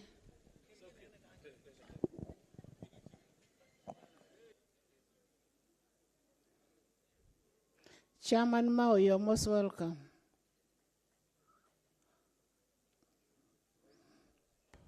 Right Honorable Speaker, thank you very much. I'm happy that this matter of Aswa Ranch has been brought. It is true, Right Honorable Speaker, that last year, the chair of Acholi Parliamentary Group assigned myself to gather information with a view of resolving the Aswa matter, and also assigned Honorable Tony Awany to look at the question of Gorapoyo. Right Honorable Speaker, I did my part, gathered and got every document, including government documents right from 1965 to date. And the details are very clear on the question of ownership. There are 3 critical issues that we are looking to address. One is the question of who owns Aswa Ranch. Two is the question of boundary, the boundary question. And three, how the ranch is currently being used. And we have been able to provide all the facts. We had meetings with the different stakeholders, NAGRIC, Uganda Livestock Industries, the local people, and different groups. Right Honorable Speaker, I have a suggestion, because I have a detailed report plus all the attachments that unfortunately I did not carry. My suggestion is that through your Right Honorable Speaker, you can direct to cause a meeting that would bring the Ministry of Finance, NAGRIC, Uganda Livestock Industries, and all the private groups that have been given land in Aswa Ranch. Because, Honorable Speaker. But Honorable Collard said that the report was with the government. Right, Honorable Speaker, it is true the report is available. But what I am saying is that there is need. Because, Honorable Speaker, the different groups that got land inside Aswa are waiving documents that were issued by the President as presidential directives. And our biggest concern is that, number one, the manner in which the population is being treated in that area is not fair. Number two, the purpose for which Aswa Ranch was established is no longer what is going on in the ground. And number three, there is need to have meaningful discussion to ensure that that ranch, with the help of NAGRIC, is used for the purpose of helping the region, not benefiting individuals who are not supporting the cause of the region. Honorable Minister.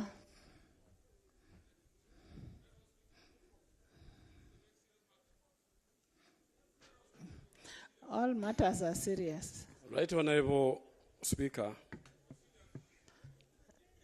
as you intervened, I was requesting that you allow my ministry to consult widely and then come back and report to Parliament with a comprehensive report. Gilbert, you have something to say? Let me hear from Gilbert first. Thank you, Right Honourable Speaker. Right Honourable Speaker, the issue of Aswa Ranch is very serious. I request Honourable Mapenduzi to lay the document on table so that Parliament deliberate, Parliament discussed, let Mapenduzi present on the floor. Not lay on table, let's have the report presented to the House. Thank you. Right Honourable Speaker, I would like to appreciate your directives. And finally, Right Honourable Speaker, as Honourable Migade stated, it looks as if people are distributing actually land like they are giving chicken to an individual. You heard he made mention that 10 square miles was given to another group. 20 square miles was given to other people. I really feel, Right Honourable Speaker, we should not take our land for granted. The Aswa Ranch was given to Balalo, and the President directed that Balalo must leave Acholi land. That was a clear directive from the President. You're diverting from the debate. You're diverting from the debate. And somebody said it is good we are with this Balalo. We can be able to copy how to look after cows from them. We need to coexist. But also, at the same time, if I remember what Mama said, Honorable PP said, that the land originally was for government. Not so. It was given to government. Actually, even this parliament, the 11th parliament, when we leave parliament, we are also going to apply and they give us some. So that we form an association. Yes. Because if they can give, we shall also get. Honourable members, I put a question that the motion for a resolution of parliament urging government to prioritize and increase those resource allocation to West Nile, Acholi, Lango, and Karamoja regions for livestock farming to accelerate socio-economic transformation be adopted with amendments. Those in favor say and the contrary nay. The ayes have it. Honorable Lucy, there is a response to your issue on chicken pox. Monkeypox. Thank you, right Honorable Monkeypox. Speaker. Yeah, thank you.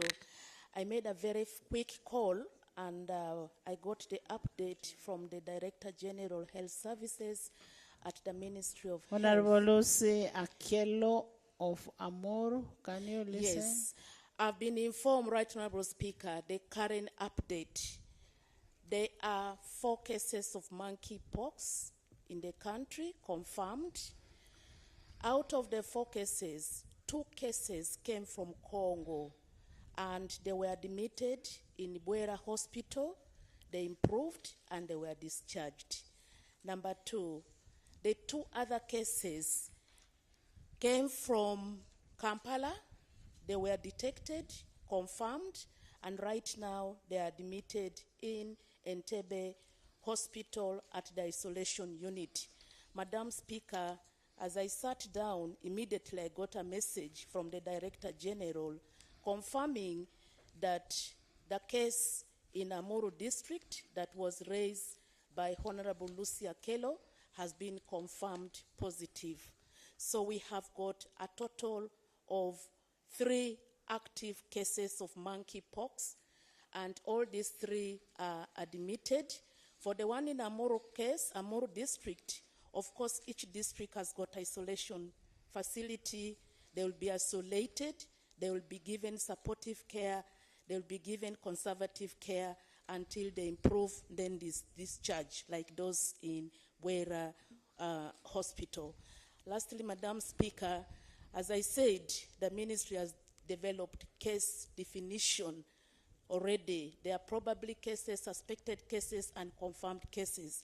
So let's continue to be vigilant so that we detect these cases early and we refer them to the appropriate surveillance system within the district so that we do the needful and they are taken care.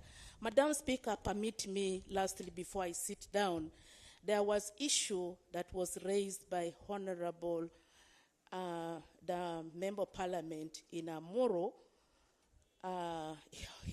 Holanya, about the interns. And he put it, I thought I could say something, that no interns from northern Uganda were deployed. Madam Speaker, I wish to inform this House, as the Minister of Health has already informed the House, that indeed it is true, in the country this year around, there were a total of 2,860 interns. This is medical doctors interns, the nurses, and the pharmacist. The medical doctors has both the dentist and the other line. So, Madam Speaker, the ministry so far deployed 1,590 medical interns. The remaining from the stock that were not deployed is a total of 1,270. Madam Speaker, the criteria that has been set is clear. All the medical schools, which are quite many, that has trained doctors, nurses, pharmacists, those that have completed 2022, they are the priority who were deployed, including medical doctors from GULU Medical School, including interns from Arua, including nurses from Lira University. And I want to lay the anxiety that all those interns from northern Uganda, especially from Arua Muni University, GULU University, Lira University, who completed before last year, they were equally deployed. It is true, Madam Speaker, when these doctors, nurses, pharmacists complete their training, they need to translate the theory into care. The longer they stay, the more they're de-skilled. They need to put the skill into practice. But the challenge the Ministry of Health has got on the table, they need 18 billion to deploy the remaining stocks of intern. So I thought I could give that information so that this House go, knowing that interns from northern Uganda, universities from northern Uganda, were equally treated like any other university across this country. The criteria was clear. So it's my prayer as a former teacher in the medical school, and I say this because I've confirmed with Dr. Kaduchu, who is the dean at the medical school, that these doctors were deployed, apart from those who completed recently. It's my prayer that the sooner the better these doctors get deployed to practice what they have learned so that they manage better and their skills are sustained for the good of the country. I beg to submit. And I want you to thank Dr. Kaduchu for the information. Next, yes? Madam Speaker, I want to thank Dr. Kaduchu for giving us this information. Madam Minister, I want to bring to your attention a report that is just coming from a Lego border. And this is highlighting the challenges in regards to the monkeypox management. And one of them is they are lacking the work tools, and some equipment are missing. 2, emergency response facilitations are not up to date. 3, the isolation is not given a perimeter fence. And then 4, no facilitation to cater for the suspected client under isolation. And then finally, no transport means and facilitation to quickly and easily move samples from the Elego to the next collection hub. And finally, Madam Speaker, since COVID-19, as leaders from Amuru, we raised the issue of the lack of health center 3 at the border.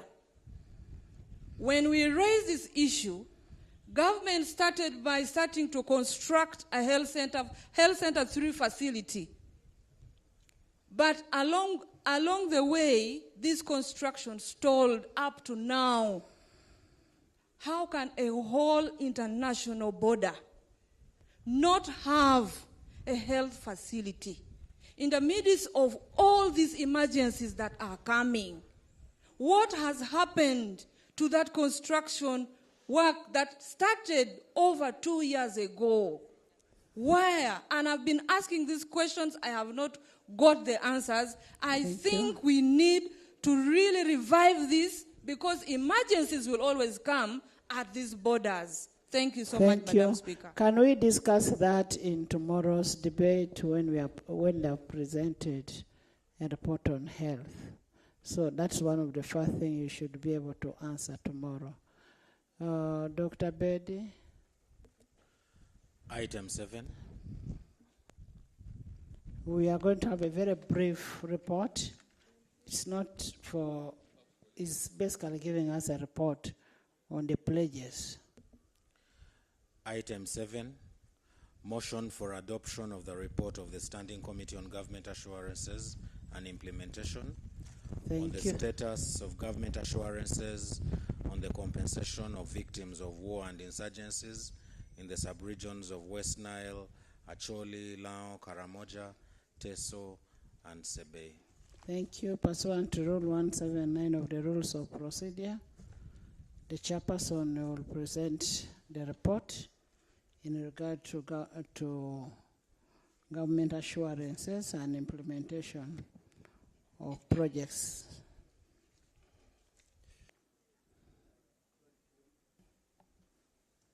Thank you, Right Honorable Speaker.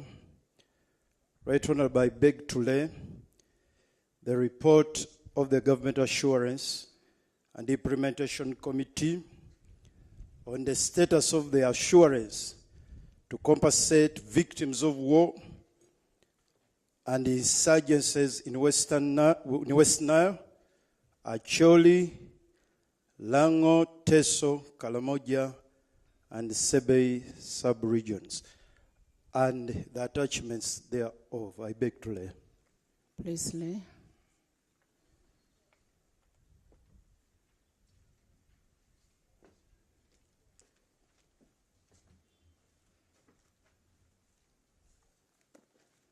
Please give us the summary of each region. Right Honorable, I beg to lay the minutes of the meeting of the Committee of Government Assurance and Implementation. I beg to lay.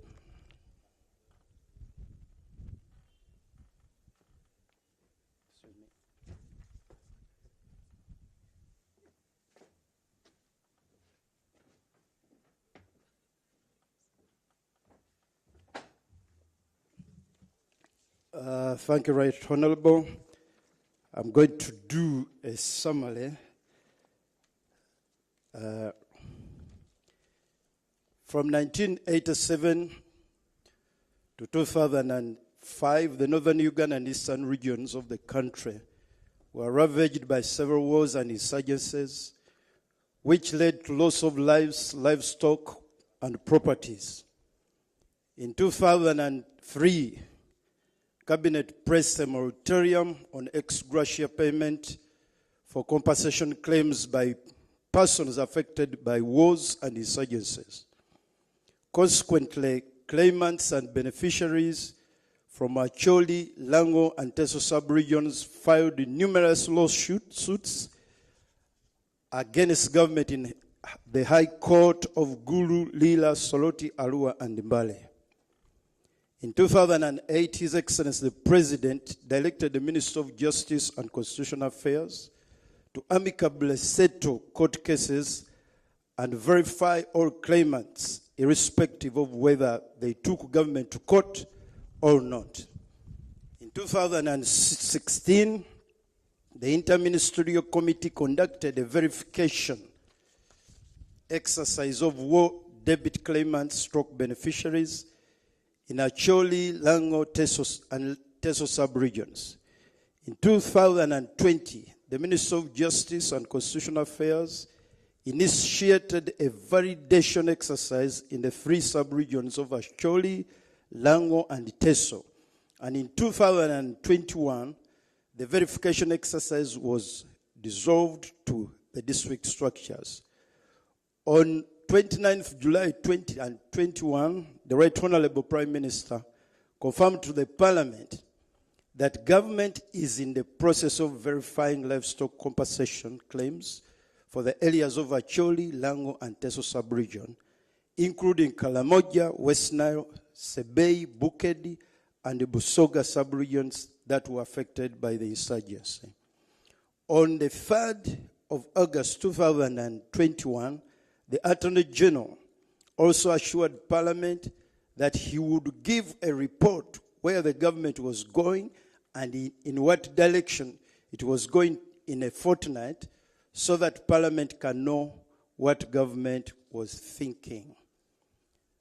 On the 18th of August 2021, the Deputy Attorney General reaffirmed before the Parliament that the Minister of Justice and Constitutional Affairs was conducting verification of livestock compensation claims in the areas which were affected by insurgency.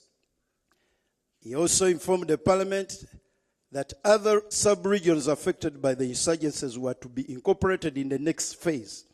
These included Kalamoja, West Nile, Sebei, Bukedi, and the Busoga sub-region. He also informed the Parliament that all livestock claims and compensation would be settled within the financial year 2021-2022. He informed the Parliament that livestock compensation rates would be harmonized across respective sub-regions. He reported that informed the Parliament that a report with the final assessment was to be submitted to the Cabinet and Parliament for consideration. Right Honorable, allow me to go to the committee findings, observation, and recommendation. We looked at the registration and verification of the claimant/beneficiaries. In 2020, the Ministry of Justice and Constitutional Affairs initiated a validation exercise in the 3 sub-regions of Acholi, Lango, and Teso, and displayed the lists of the claimants at the district headquarters and sub-counties. The verification exercise intended to confirm the genuine claimants and beneficiaries, stock beneficiaries. The following were the number of claimants, stock beneficiaries recorded. Acholi sub-region, the beneficiaries which were verified were 16,946. Lango sub-region, 42,024. Teso sub-region, 33,664, giving a total of 92,634. The committee found out that the registration and verification exercise was marred by discrepancies and inconsistencies as discussed below. For Acholi and Lango sub-region, in Acholi sub-region, verified lists of claimants, stock beneficiaries did not involve some of the stakeholders, and the lists of claimants which were verified by the interministerial committee did not capture all the befitting claimants, stock beneficiaries. For instance, in GULU district, 5,733 claimants were left out. In Kole district, 8,471 claimants were reported not verified. In Teso sub-region, the Interministerial Verification Committee only captured members of the Teso Animal and Property Compensation Code, TAPCO.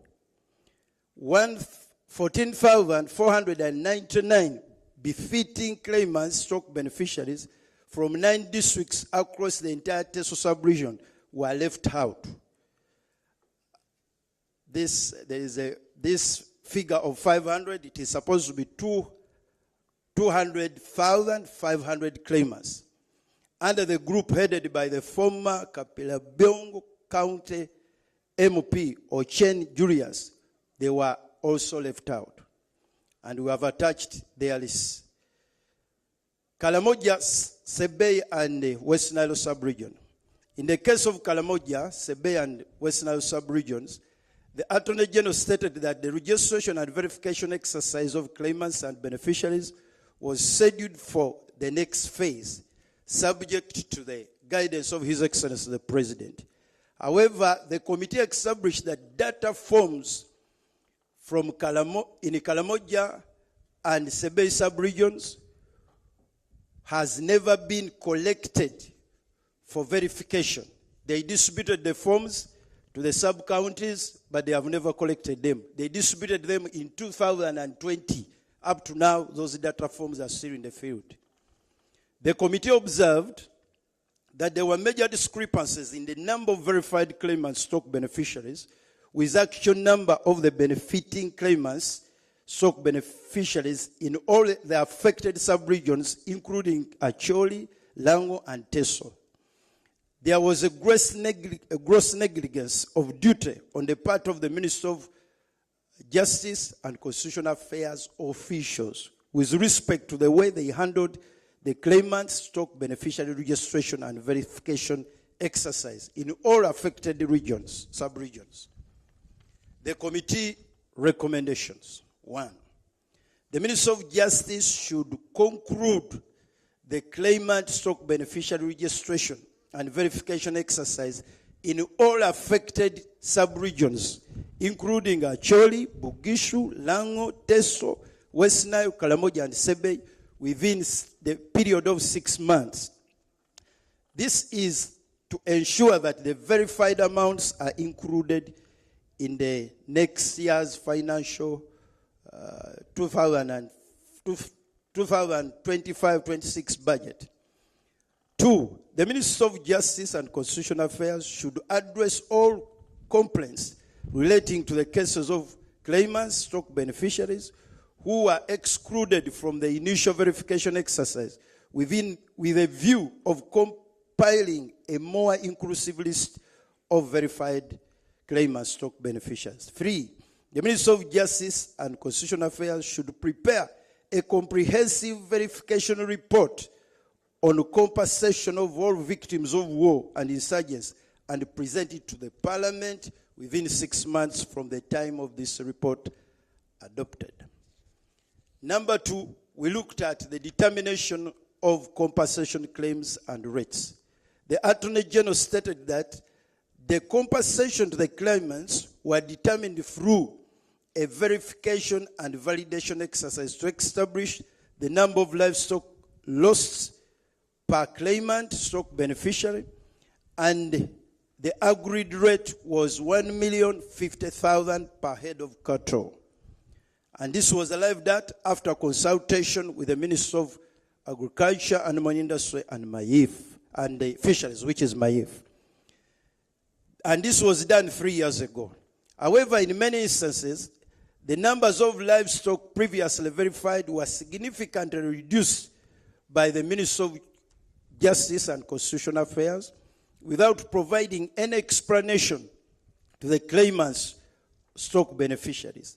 Such cases were reported across Acholi, Lango, and Teso sub-regions.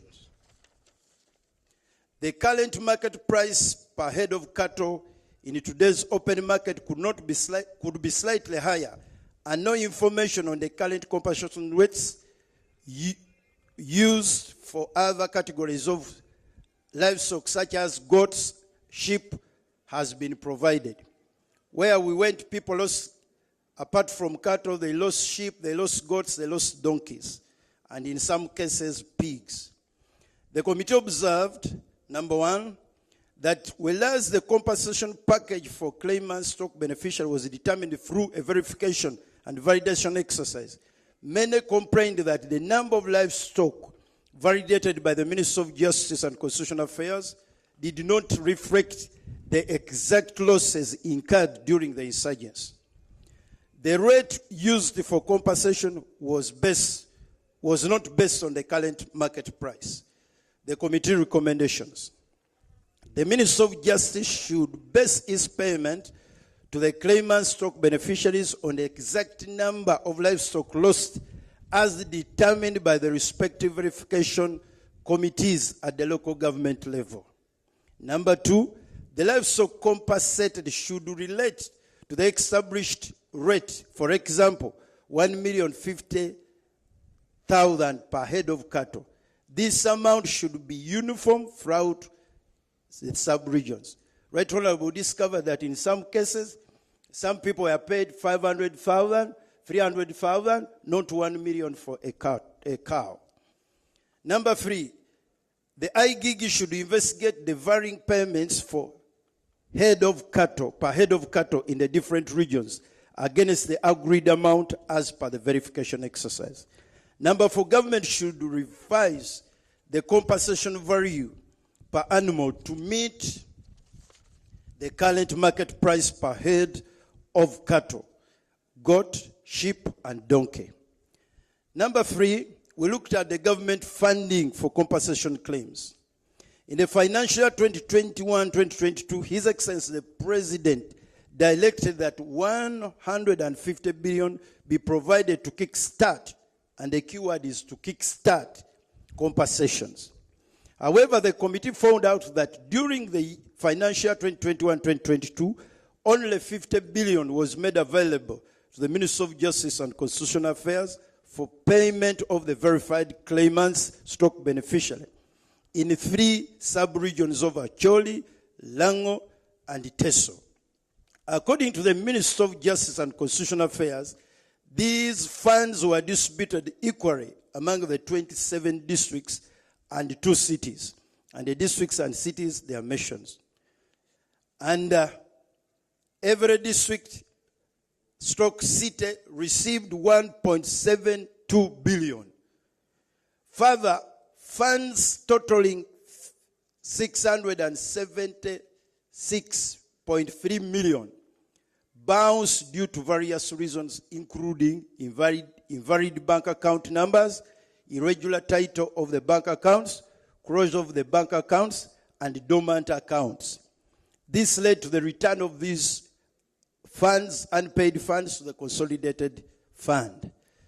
Omoro and Kumi districts did not receive payment during the financial year 2021-22 due to what the Ministry of Justice and Constitutional Affairs termed as defective submissions, which submissions were returned to the respective districts for remedial action.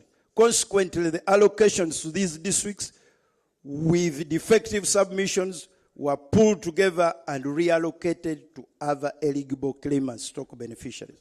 The committee established that in the financial year 2022-2023, Ministry of Justice and Constitutional Affairs had a budget provision of 30 billion for compensation of verified claimants, stock beneficiaries, but those funds were not released for that purpose.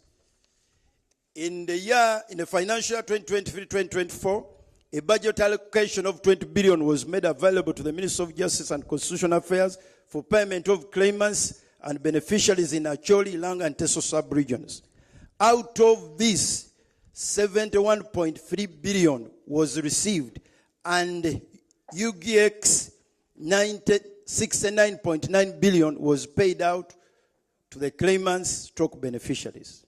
The Ministry of Justice and Constitutional Affairs stated that due to date, a total of 121.28 billion has been released to the ministry for compensation of claimants at stock beneficiaries in Acholi and Teso sub-region. And 119.24 billion has been paid out to the respective claimants, and the details they attached in the report, what money went where.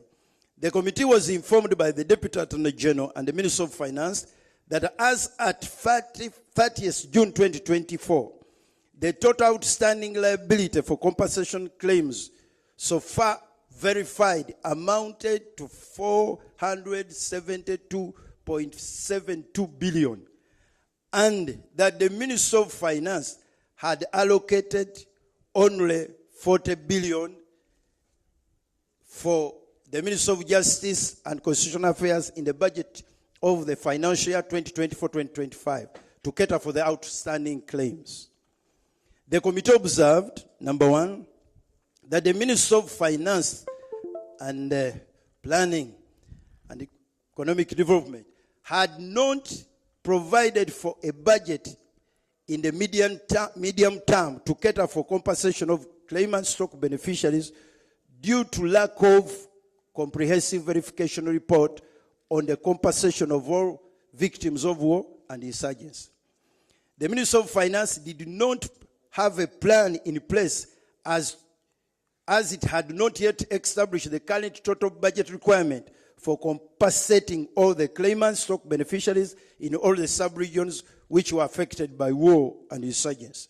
Number three, the annual budgetary allocation made by government toward compensation of claimant stock beneficiary were not commensurate to the outstanding outstanding claimant debit requirement. The committee recommendations. The committee recommends that, one, the Ministry of Justice should establish total amount required to clear all claims. The Ministry of Finance should provide the required amount to settle all the compensation claims within the financial year 2025-2026. This plan should be presented to the Parliament within 6 months from the time this report is adopted. Number two, the Ministry of Justice and Constitutional Affairs should at all times confirm the status of bank accounts for individual claimants scheduled for payment by sharing the list with the local governments and other stakeholders prior to effecting any payments to avoid bouncing of the payments made. Number four, we looked at the actual payment of the claimant stock beneficiary. The Attorney General stated that the outstanding liability of the claims as of 30th June was 400. I've already read this.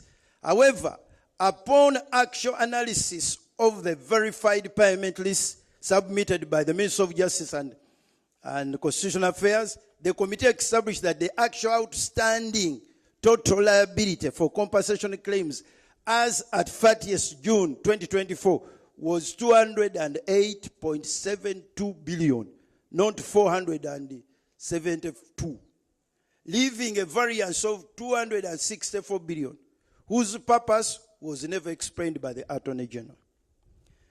The Attorney General reported to the committee that the Ministry of Justice and Constitutional Affairs had so far paid 119.245 billion, but the committee discovered the Ministry of Justice and Constitutional Affairs had actually paid only 114.7 billion to the claimants.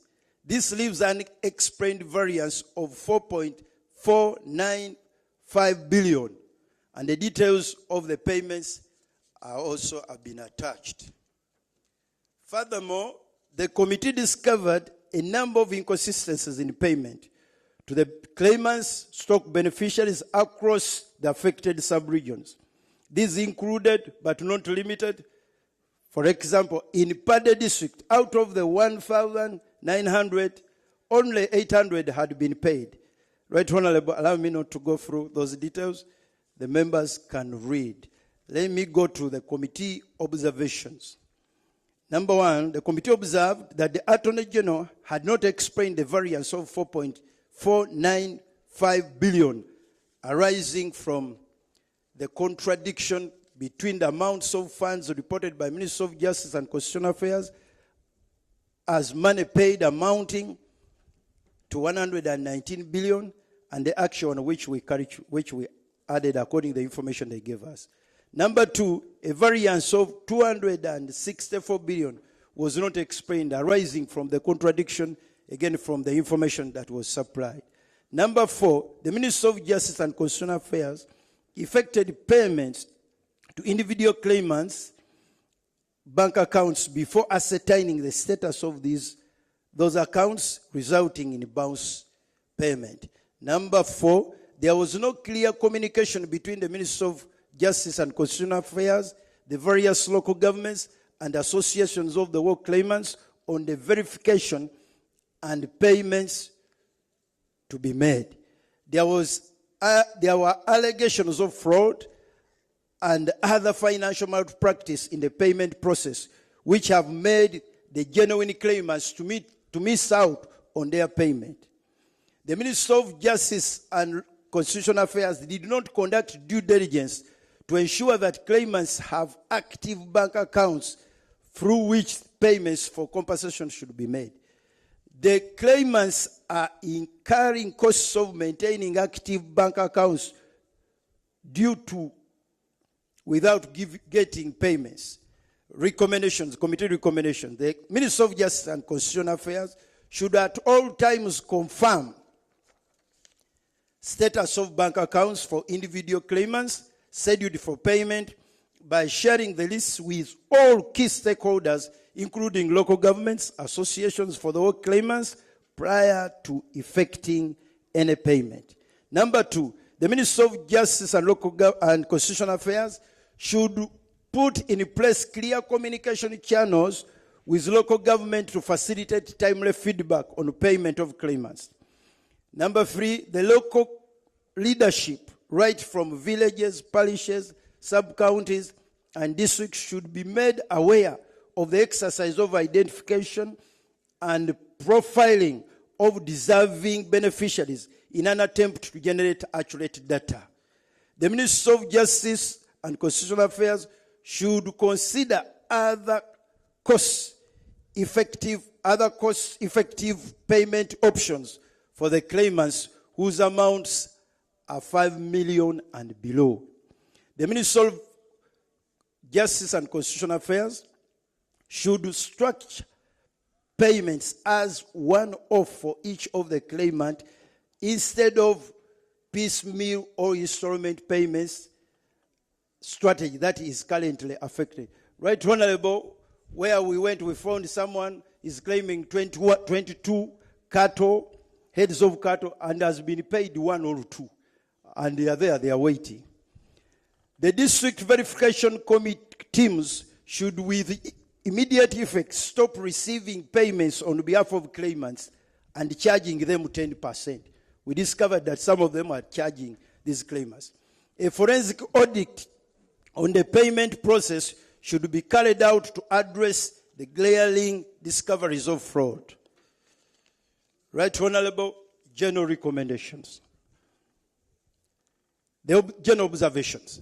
The committee observed that there was no clear policy framework to guide the implementation of compensation-related interventions in the country. There was no communication between district officials, the Minister of Justice and Constitutional Affairs, and the claimants. The claimants did not know how best and where to get information in regard to their payments. General recommendation, number 1. The government should put in place a comprehensive policy framework to streamline the compensation process across the country as and when they arise. Number 2, the government should document, verify, validate all war livestock claimants, cattle rustling claimants, and related animal losses arising from war and conflicts. Number 3, government should prioritize payment of elderly claimants before they pass on. Right Honorable, we met these men. One of the last one we met was in Sebei, 94 years. He's been waiting for his payment, and we're asking government to prioritize. Number 4, registration, verification, and validation of claimants should be done with transparency to avoid continuous litigations. Number 5, subsequent livestock compensation claims for the other 3 sub-regions of Karamoja, Sebei, and West Nile should be handled with utmost urgency. Government is currently handling Teso, Lango, and Acholi. The other 3 sub-regions, they are waiting, and government should handle with urgency. Number 4, government should consider and define a program to include restocking and resettling of claimants. Right Honorable, I've heard you clearly on this.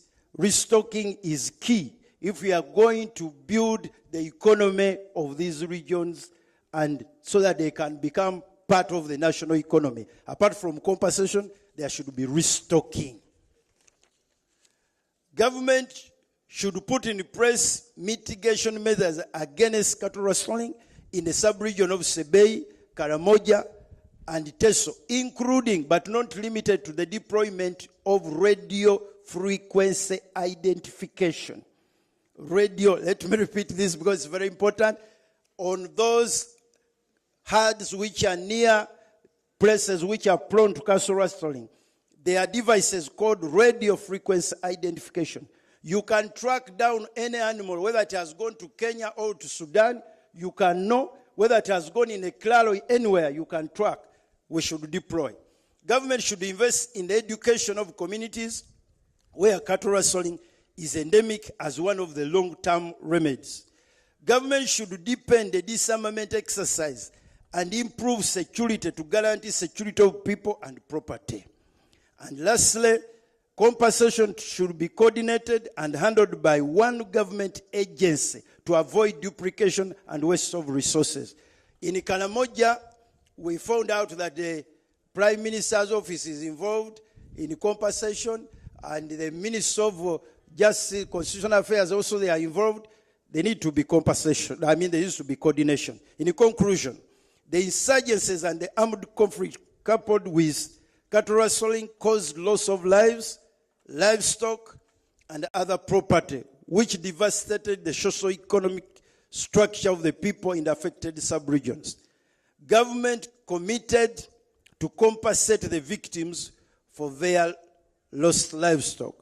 The compensation is not only justified, but also long overdue. Government's commitment is yet to be fully fulfilled. The process was marred with fraud, procedural irregularities, undue delays, and insufficient funding. It is only just and fair that compensations are administered timely, fairly, transparently, and without prejudice. Government should fulfill their commitment or come out honestly and declare their capacity to fulfill their pledges. Right Honorable Speaker and honorable colleagues, I beg to report. Thank you. Thank you so much, Dr. Bedi, Acting Leader of Opposition. Thank you. Silo? Attorney General, you have something to say? First. Let him say what he has to say first.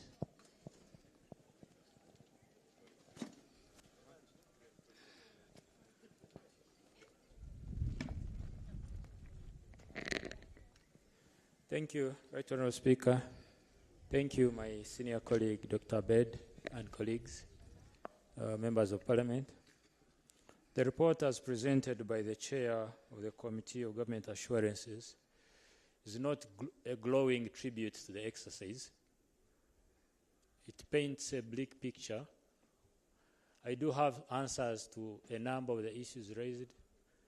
I may not have answers to a number of the issues raised. And I don't know, with your guidance, Right Honourable Speaker, I would have wanted, once the report is shared, now that it is brought to Parliament, to liaise with some of my technical people, issues of the figures, some of the things he has raised, so that we prepare a comprehensive response, issue by issue. We present them to Parliament for a general debate. I beg to request. Honourable Minister.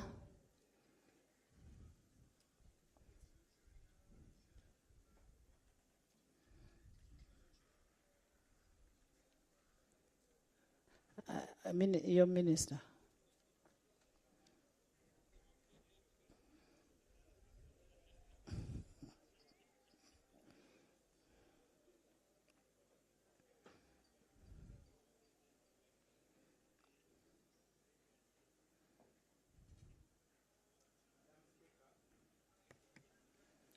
Madam Speaker,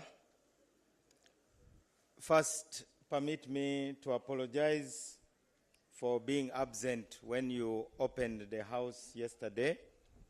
I was obligated to welcome delegates from 22 countries attending the first ever Africa Women's Conference on Intellectual Property, and I had to be there to welcome Her Excellency the Vice President. But this morning, though I arrived late, I was in time to listen to the speech of His Excellency the President. Please kindly accept my apology, and I welcome everybody else to the heart of northern Uganda, the warm heart of northern Uganda. Madam Speaker, I would like to thank the Honorable Dr. Bed Bwanika for being a most eloquent spokesperson of those who are victims of broken promises. I hope some elders will be identified to give him a name from northern Uganda because of the eloquence with which he spoke. This shows that even though geographically we are in GULU in northern Uganda, but we are articulating national issues, and our aim is to integrate the whole of Uganda. In relation to what has been presented, let me stress that these payments are ex gratia. Ex gratia is a Latin word which means the payments are made out of a sense of moral obligation rather than because of any legal requirement or arising from an admission of liability. It is a gesture of goodwill. It is part of the national reconciliation process. And On behalf of the Ministry of Justice and Constitutional Affairs, I wish to inform the House, Madam Speaker, that Cabinet has discussed this matter, and I do believe that since, with your permission, we may be given up to 6 months to come back with a comprehensive response, I believe that by that time we will have held the consultation that His Excellency the President talked about. We are supposed to bring together all stakeholders and we tackle this problem together. I want to assure you that the Ministry of Justice is not hiding any information, and we will abide by the resolution contained in the report. And like the Deputy Attorney General said, I wish to request, Madam Speaker, that the real debate should take place when we come with our response. Thank you, Madam Speaker. Everyone. Thank you. Thank you, Honorable Minister. There's a procedure matter. To go and spread the gospel to the community members that they should adapt organic farming so that they can be able to keep their health very good by not using the artificial chemicals that will lead to cancer. So the tomatoes that we buy from the markets, they are spread by chemicals, and that is why that our bodies are adapting to cancer. It's because of that. So we should go and spread the gospel to the rest of our community members. I don't have much to say. That is what the Chief Runner sent me to speak to you today. Thank you so much for God and my country. For the other one, and we kind of like combine eventually. Everyone that is here today to go and spread the gospel to the community members that they should adapt organic farming so that they can be able to keep their health very good by not using the artificial chemicals that will lead to cancer. So the tomatoes that we buy. Rule 204.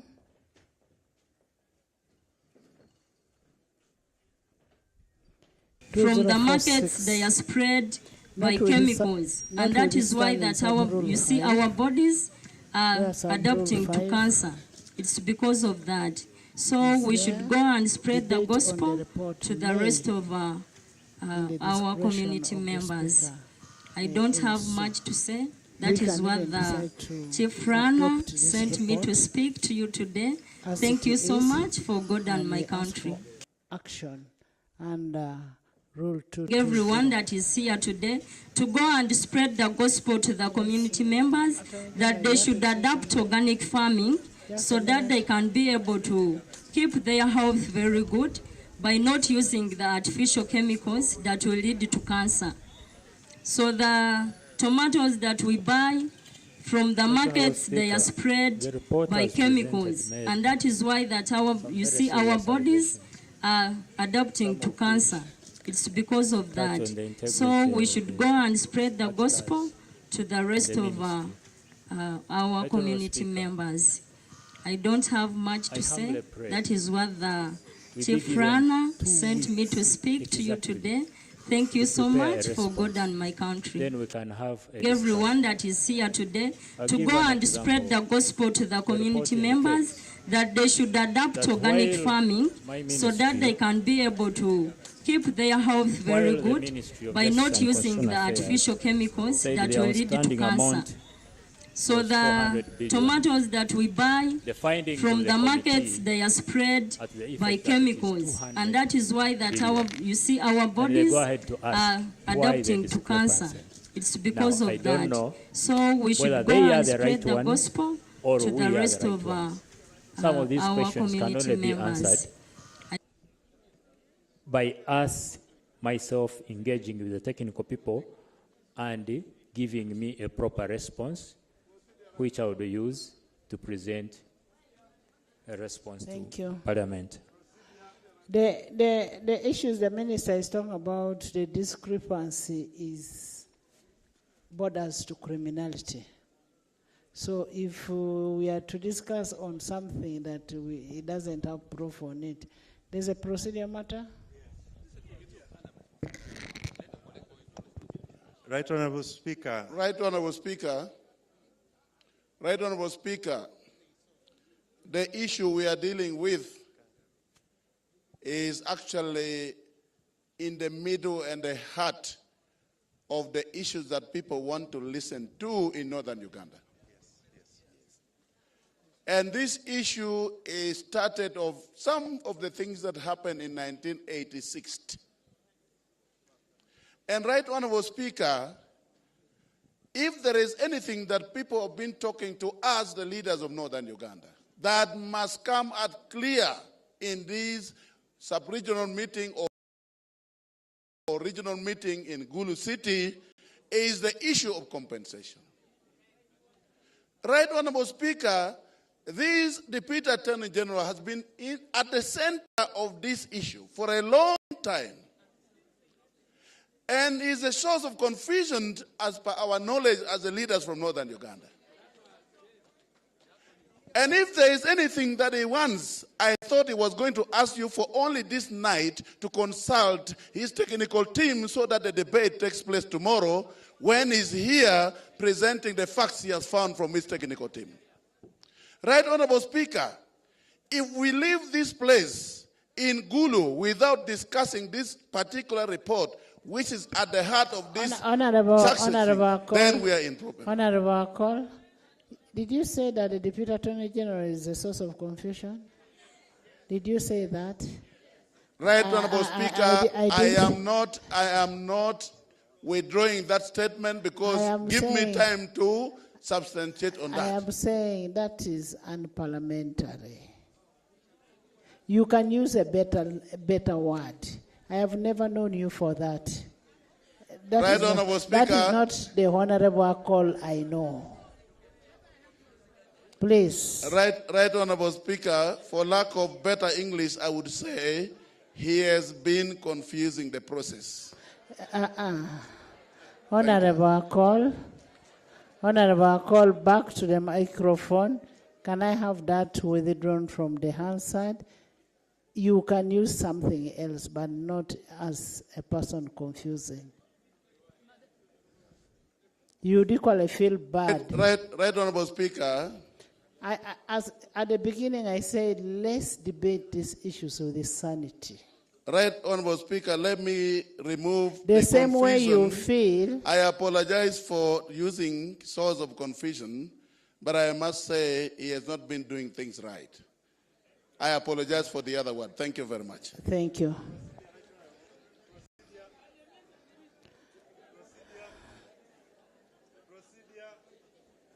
Yes, Milton Obote, Milton Muma. Thank you very much, Right Honourable Speaker.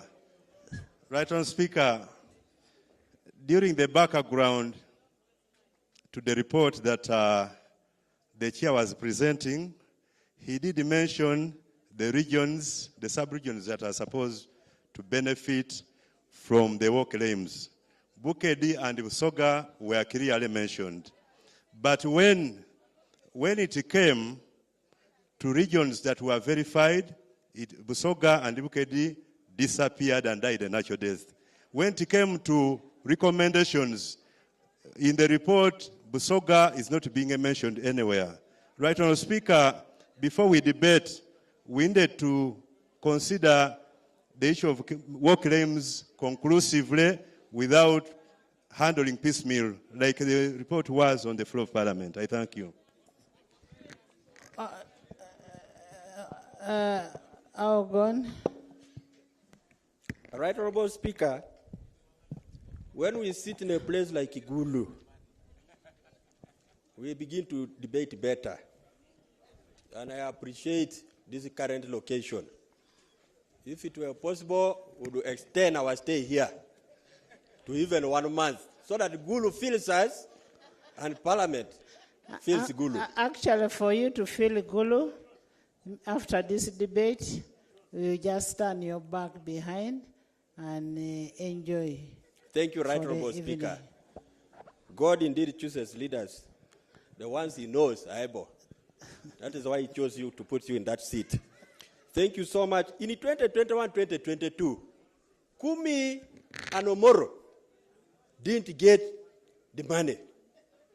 And the claim was that the forms were not handled properly, according to the report. Who then was responsible for guiding the process? The Attorney General, if you think really things went well. Right, Honorable Speaker, we want to believe and accept that, yes, they put in an effort, but something went wrong. And there is no way the committee will hide the truth. I want to appreciate the Honorable Buanik and the team. You have done your part. And the way I know for the last 8 years I've been in the parliament, you first give us the members of parliament to pour out our hearts. Then for you come and respond to our cries later. But do not try to stop the debate. So I want to beg of the Attorney General and the team, allow parliament to be parliament. And then your house will be in order. Madam Speaker, when you look at what has happened, we are talking about compensating people for the loss of animals. But personally, I lost my father. Probably if he was still alive, and those days when I was struggling with education, he was there, I would have been in another level of protocol politically. I failed on that because I lost my father. Nobody is talking about compensation on the loss of lives. When are we going to do it? The TJ bill, the Transitional Justice Bill, is the one actually which is supposed to be summarizing all these matters that we are talking about.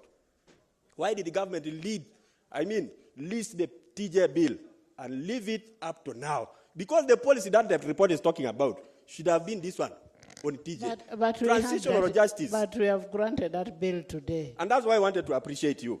That is the route to follow. Transitional justice is the one that helps us to move from the time of war, tears, trauma, and now to peace. But also how we hold on to that peace is something big. And that is the meaning of that law. Accompanied with the National Legal Aid Bill, which the Committee on Legal is still holding in their cabinet up to now. Right, Honorable Speaker, I think this is the time for us to talk about these things. People have to be helped. We must compensate for lives. We must compensate for livestock. We must compensate for property. There are institutions, schools that lost trucks, the vehicles that they used to have, but they were taken by the soldiers. Up to now, no compensation was done. Actually, poverty has put its pedestal in the eastern and northern Uganda because we have not compensated the people. Therefore, as chair of the Greater North Parliamentary Forum, I want to beg that the Right Honourable Speaker, you continue with that heart of granting us that space to debate on compensation and supporting the people so that we see the boat balanced. Without that, other parts of the country will be okay, but the Greater North will be the one begging. We are economically kneeling. We need the support. I submit this for God and my country. Thank you, Right Honourable Speaker. Thank you so much. Right Honourable Speaker, I want to plead with you. Thank you, Honourable. We need a reconciled report. Where there is a discrepancy of 400 and 200, it's really a very big figure. You're going to continue talking here until cows come back home. Yes. Right Honourable Speaker, I think it is a wise decision. Even looking at the time, it will be okay, in my feeling, that we give the Attorney General's chambers time to come here. They should have no excuse again. Then you give us, even if it's 1 week, let's debate on this very fat matter, because it's a matter for national concern. Thank you. Honorable Abudu, Honorable Felix.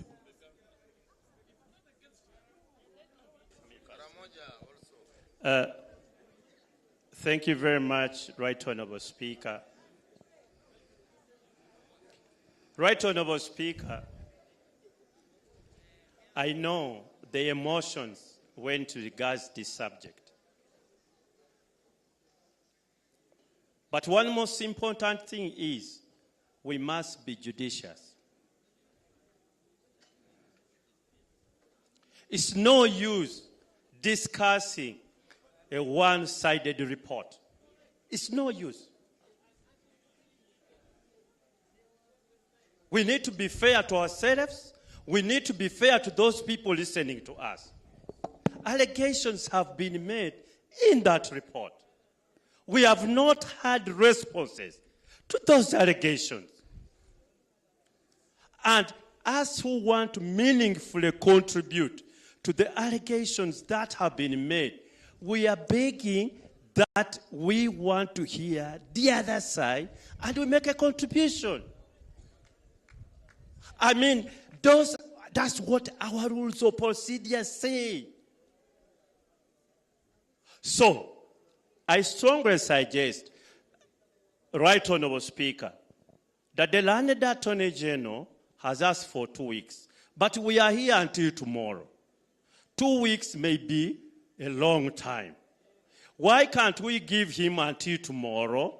He comes up with specific responses to the allegations in that report, and we debate meaningfully. Then we can appreciate, because that is what. Or you want to educate me on the rules, madam? I'll listen. Honorable Attorney General, first of all, before I get to Attorney General, Honorable Katuntu, I want the revised rules by next week, the amendments of the rules. The rules are almost ready, and I can tell you that much as we wrote to the office, for example, of the leader of opposition, we got nothing. The government chief, the Prime Minister's office, the government chief whip responded. The clerk's office responded, and we have been processing. So by next week, you put us the order paper, there would be a report. There's no doubt about that. We need the rules. But I am only waiting, Right Honorable Speaker, for somebody who was putting me to order, really to listen to it, because... let's get the order from...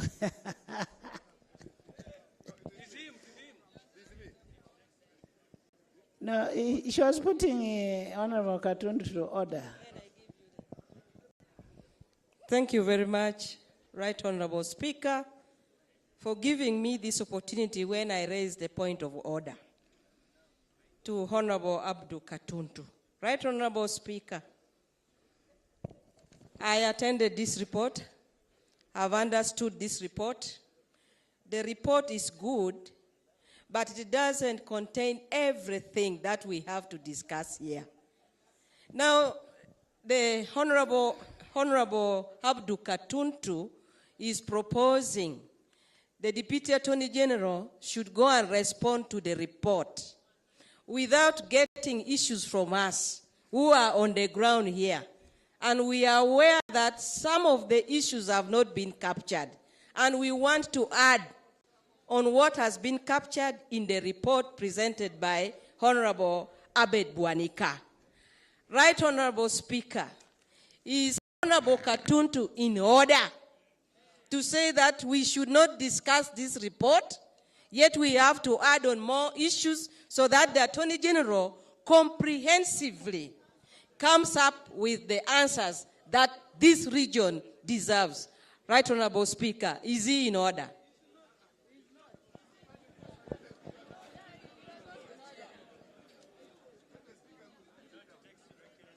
I want to refer you to Rule 179, the functions of Government Assurance and Implementation Committee.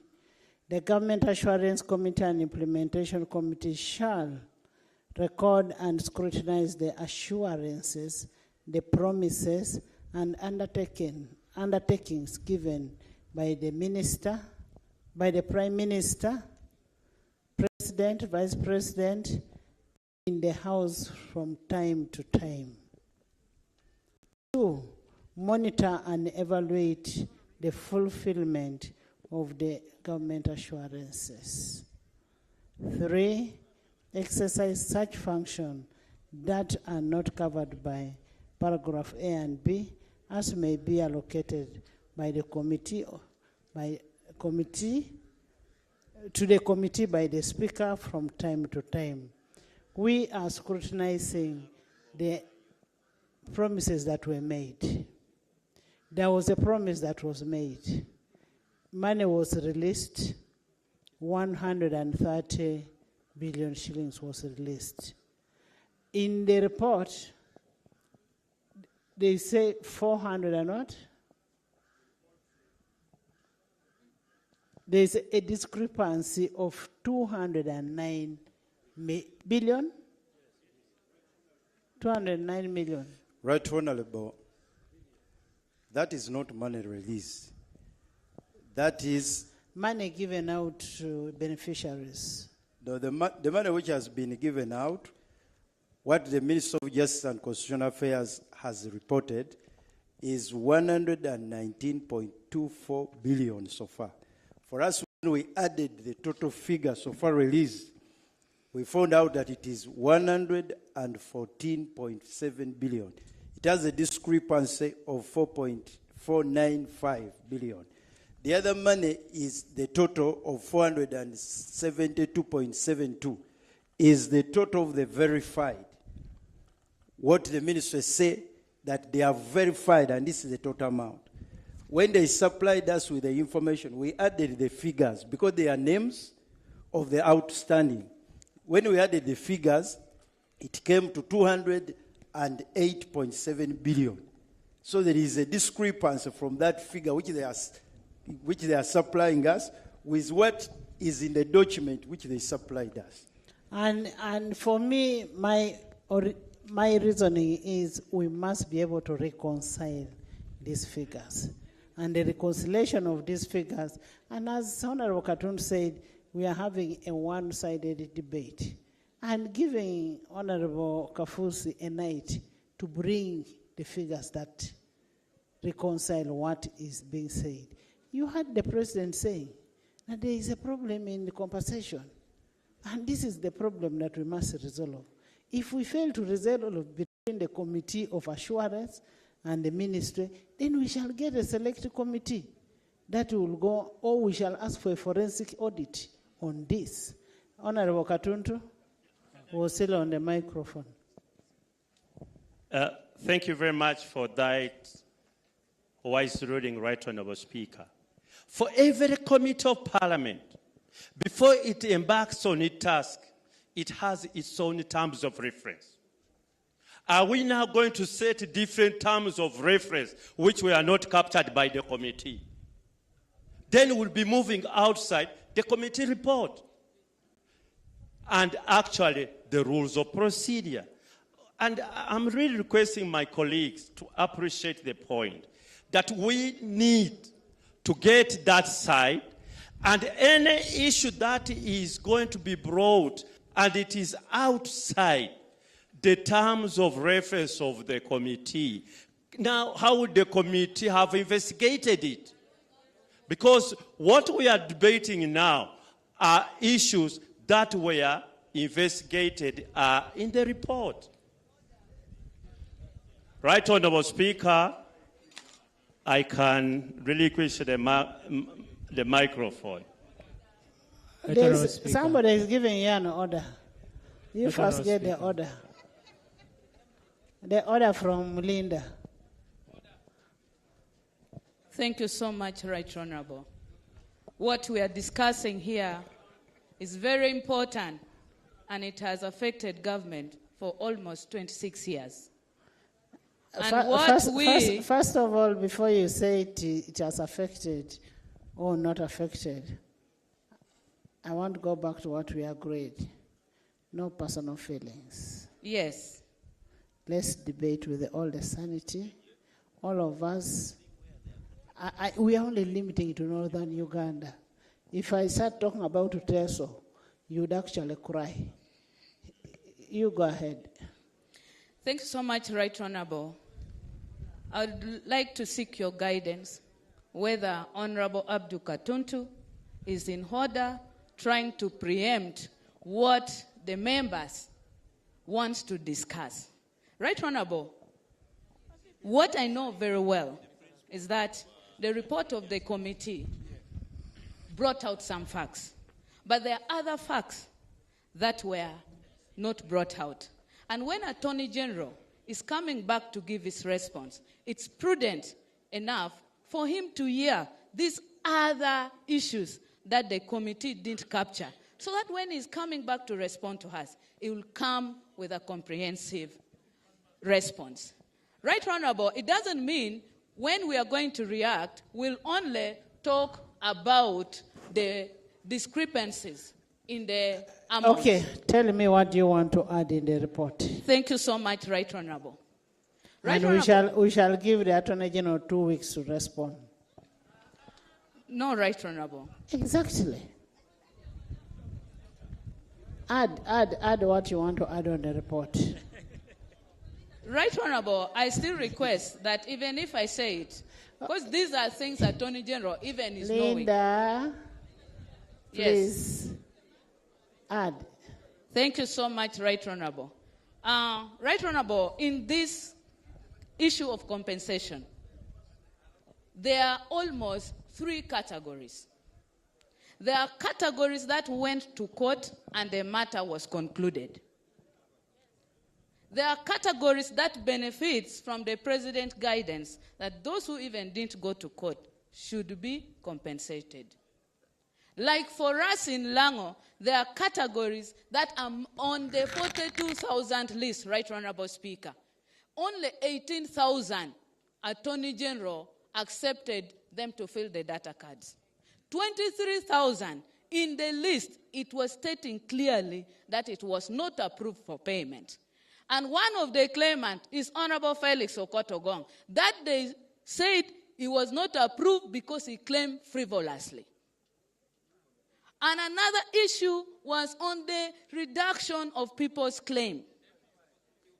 And when we are discussing this, and we don't iron out those other issues, this matter will still keep on coming back to government. That's why I was requesting that if it would be in order, you allow us to bring this, and we leave out the discrepancy on the money, but we bring out other issues so that when Attorney General is responding, Okay. Honorable we'll respond Kotoko. it. Thank you. Thank you. Is he in order? He's in order. Madam Speaker, and all members of Parliament, allow me thank the presenter, Honorable Abed Bwaneka, for his excellent, brilliant, and eloquent presentation. Thank you very much, Honorable Chairperson. Madam Speaker, this matter is not new to this Parliament. This matter has been on the floor of Parliament for so many times. Madam Speaker, the President is willing to pay the people of Northern Uganda. The President promised that is going to pay members, the claimants, their claims. But our problem has been the process of how this matter has been handled. Madam Speaker, as Honorable Linda said, there are members who went to court, and government decided to do it out of court settlement. And it was agreed, and the lists were presented. And we have those lists from 2 advocates from companies. And the President agreed, therefore, that which to company? clear this matter, Which company? it was Mahmoud Kibwanga, company advocates, Yes. and then Basasha and company advocates, Okay. whereby members spent money to process their claims. Some members even went to court to get the affidavit and also to get the administration of their estates. Madam Speaker, I want to appeal to you and this House that our people have waited for too long. Parliament, let us decide today. Let the matter be concluded in GULU and refer it as GULU declaration. GULU declaration that all the claimants be paid. Madam Speaker, our people have been waiting for too long, as I said. Allow them, like some of them died. For example, my father was the biggest cattle keeper, over 1,000 cattle. He lost all of them during war. He died without getting his claims. When I decided to claim on his behalf, they said it was a frivolous claim. I was claiming on behalf of the family. Even then, it was even approved. I went through all the processes. And they approved 600 cattle for my father. But up to now, they are paid only 10 out of 600,000. Madam Speaker, I'm not saying I should put my interest before the interests of the people. My interest is that the people of Lango, Acholi, Teso, who have genuine claims, let them be paid their due. Honorable Attorney General, I know it was me. Thank you. Madam Speaker, let me add this one. When the president came to Lango during the campaign, it was me who suggested that the president should increase it to 150 billion, 50 per region, and per annum. Every year, they should be getting 150 billion, from 30 billion to 50 billion. But Honorable Felix, not all claimants will be paid apart from the verified claimants. So that one should be on record. The verification process must take place and determine the rightful people to get the what? Thank you very much, Madam Speaker. I'm so happy that you have made a good statement that all verified claimants should be paid and should be this financial year. If we can vary the budget, get a supplementary budget, and our people are paid. Thank you very much, Madam Speaker. Yes, procedure. Right. Madam Speaker,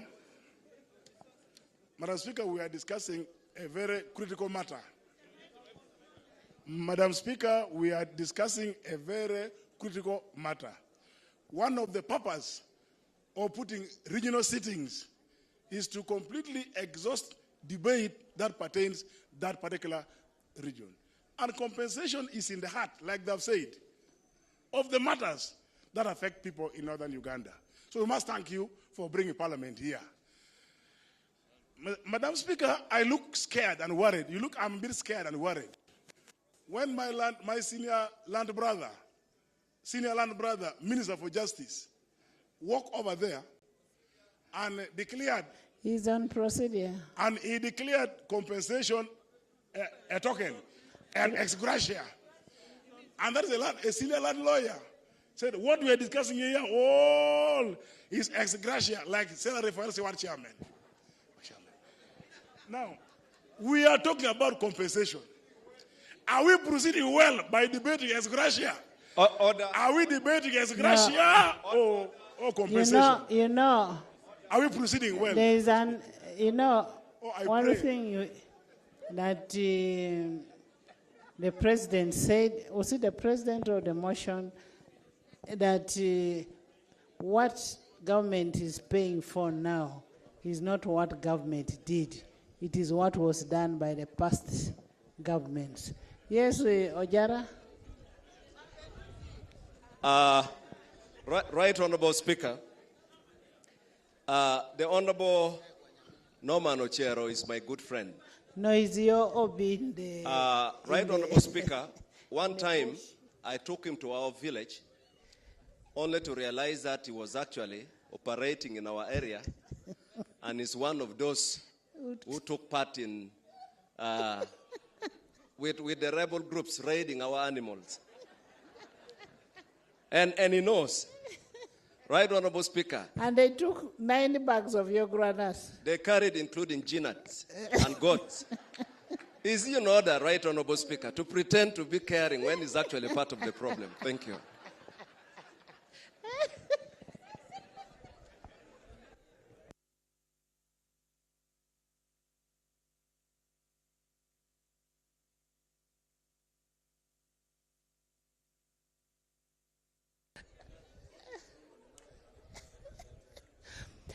Honorable Ojara, I cannot rule on a matter where I was not present because for me I was not part of it. But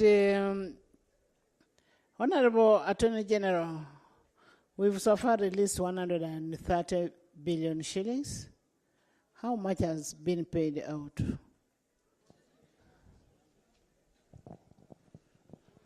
Right Honorable Speaker, when we appeared before, let me consult my small computer here. When we appeared before the Committee of Government Assurances, we informed them that in the year 2021-2022, we had received, in the financial year 2021-2022, you received 50 we received billion. 50 billion. Yes. 2022-2023, 30 billion was budgeted, it did not come. 2023-2024, we received 80 billion, making a total of 130 billion. So,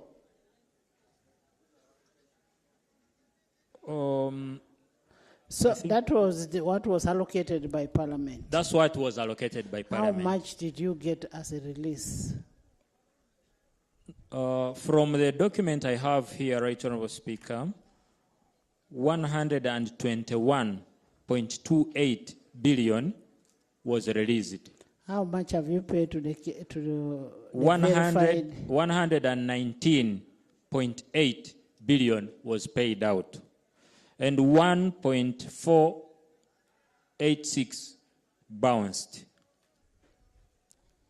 That's what I can talk about. So the discrepancies discussed or brought forward by the report, I can only correct them by engaging the technical people so that I respond to them every. It is already passed. Honorable Attorney General. Yes, Right Honorable. The people of Acholi, the people of West Nile, the people of Teso, Bukedi, Busoga, all those people, Lango, are on issues of compensation. Yes. And they would even be only happy if we only discussed compensation in this sitting. Compensation is paramount for them. So you need to put your things right for you to be able to tell the people how much you have given them, who are the beneficiaries. Right Honourable Speaker, that's why I requested for time to do that. I would be ready the sitting of next week to respond to everything as raised. But be that as it may, Right Honourable Speaker, all the figures paid out, including the lists paid out, are on the website of the Ministry of Justice. Every member can access it so that by the time we appear next week, if you agree to my proposal, for me to present my response, everyone will have the requisite information from the website. I beg to submit. And in total, from the list you know that you're supposed to pay, how much money is required to pay the claimants, verified claimants? Right Honourable Speaker, when we appeared before the Committee of Government Assurance, we said on the basis of the verified claimants that we have on the lists, would require 400 billion.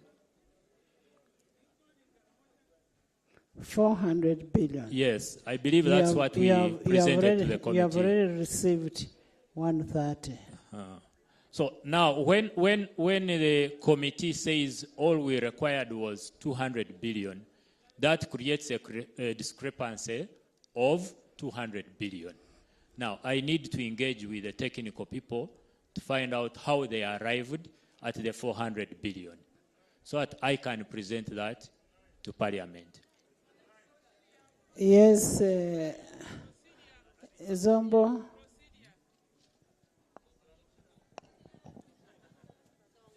Thank you, Right Honourable Speaker. Honourable members, you're hearing what the Attorney General is saying. You are the ones who give out money. I will agree with what Honorable Kotogong says, that we must find money and clear these people. We must clear them. If we agree here that in the next supplemental that is going to come, and Honorable Kasaija is in agreement that we should get money for the claimants, let it be so. But what we need to do is to make sure that the right people get the money. We make sure that verification is done rightfully. Thank you very much, Right Honorable Speaker and honorable members. First of all, this is a very important issue that should be handled with all the gentility it requires. There are many stakeholders in this, and if it is not properly handled, these stakeholders may start their own actions, which may not be nice for us as a country. Number two, I go back to the Latin origin of ex gratia. Fortunately, I studied Latin. Ex gratia means out of goodwill. And compensation comes from Latin word compensare, which means restoring the gains and the losses. While compensation is legal, ex gratia is voluntary. While compensation is to restore to the original position, ex gratia is just a goodwill. While compensation is taxable, ex gratia is tax-free. And if I inherit the office of Member of Parliament in Ora County, I need to take responsibility and carry on what I got on the ground. It is an obligation which I feel I should work towards fulfilling.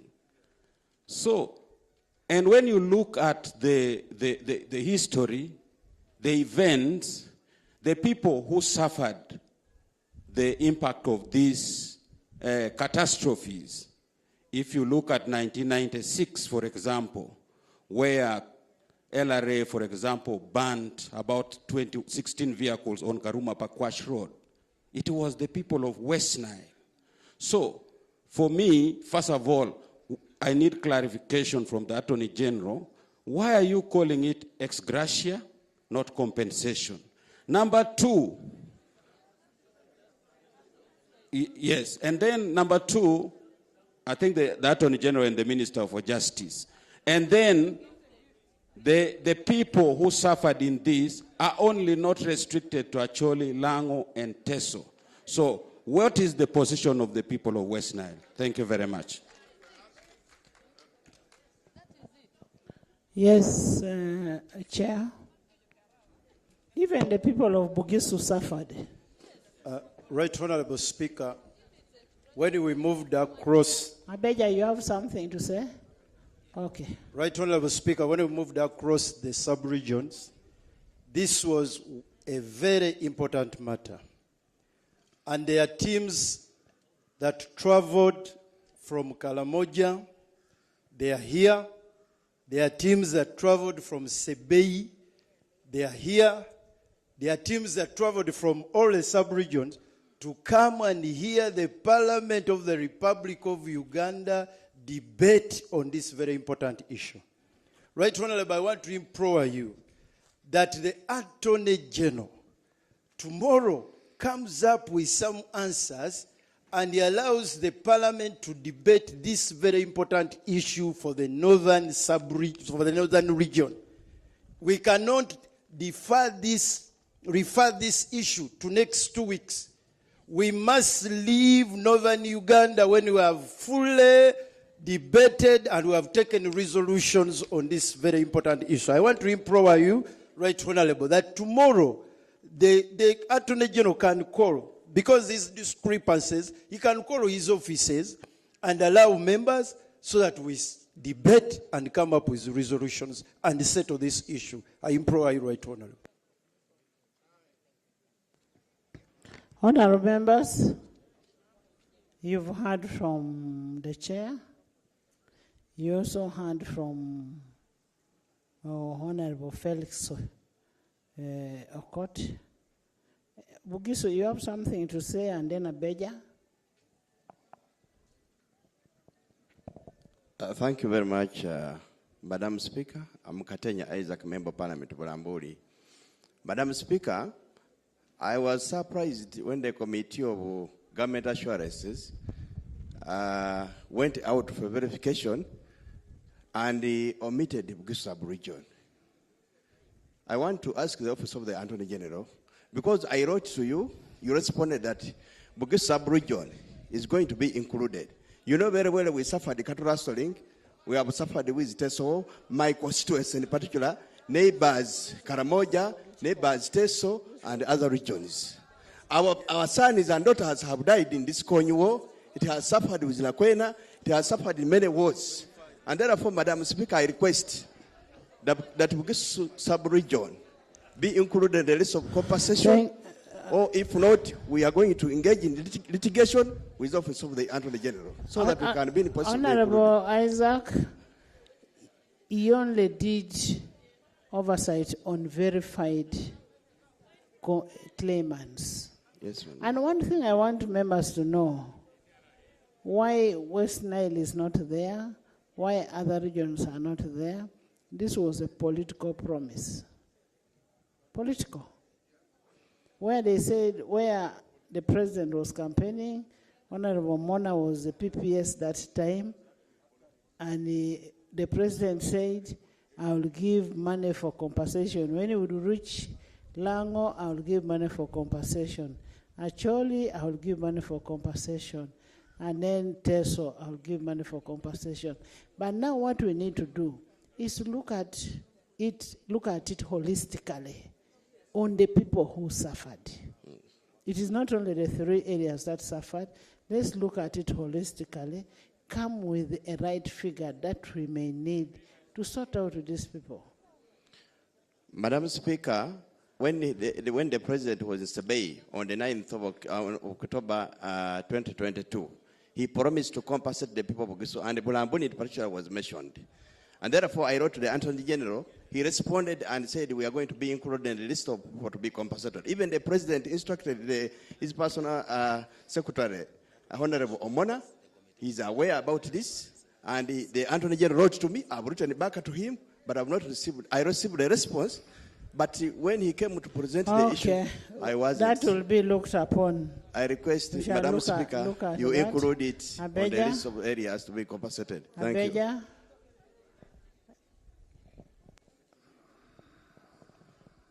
Thank you, Right Honorable Speaker. Allow me to appreciate the report from the committee. And to begin with, Right Honorable Speaker, let's appreciate His Excellency the President. The issue of compensation, sometimes when I hear about it, I feel so painful. Muzei has a very good heart to compensate. But why, the reason why this matter can never come to a conclusion? The report coming from my district, the confusion is being caused by the lawyers who took over this compensation. These lawyers never lost anything like a cow. But the money they have eaten, the corruption in this compensation, God will pay them. God will punish them. My father lost cows. None of my family member has ever received any single cow. But we have evidence in Lango that people have eaten these cows. That lawyers received. May God forgive them. Two, Right Honorable. May God not forgive them, but may they be forgiven. Right Honorable Speaker, we were at Chankwanzi, our first retreat. You were not there. After people's presentation before Muzei requested that since your parents who have died has left behind children why can't we give like 2, 3, 4 cows per household or to each and every family which is now currently living? But people who had a hand and had a feeling towards this never allowed. So as a woman and a child whom her people in Otuke suffered this fate, me, I would even go for the motion that they proposed today to reinstate each and every household. Restocking vis-a-vis compensation. Yes.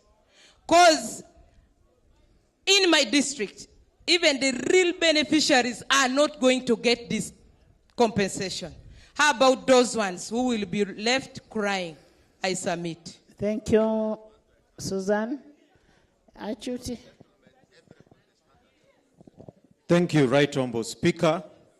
Right Honourable Speaker, as Lango, we've been having discussions with the Attorney General for the last 3 years.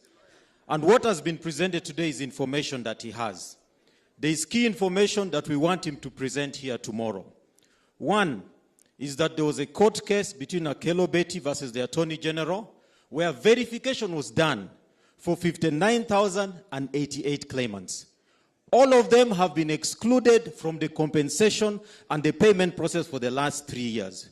We want the Attorney General to come out very clear with that and also to present that court ruling, because there was a ruling that was made. The verification was done in court in the presence of the Ministry of Justice. But all the 59,088 claimants have never been paid up to date.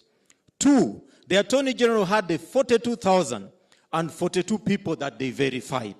However, only 18,000. Dr. Chuti, actually, I'm the one who gave you to represent me in that meeting. Now, what you're giving out is what was in the committee. Remember, we had a meeting of the different 3 sub-regions. Yes. Go ahead. Yes. So there was the 42,042. Those were the numbers that were verified for Lango by the Attorney General.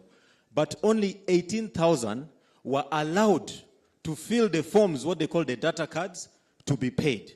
We want also the Attorney General to come out very clear on that tomorrow, because this is a matter for the last 2 years we have followed up and there's been no clear response. Thirdly, is on the issue of compensation in terms of numbers that were reduced.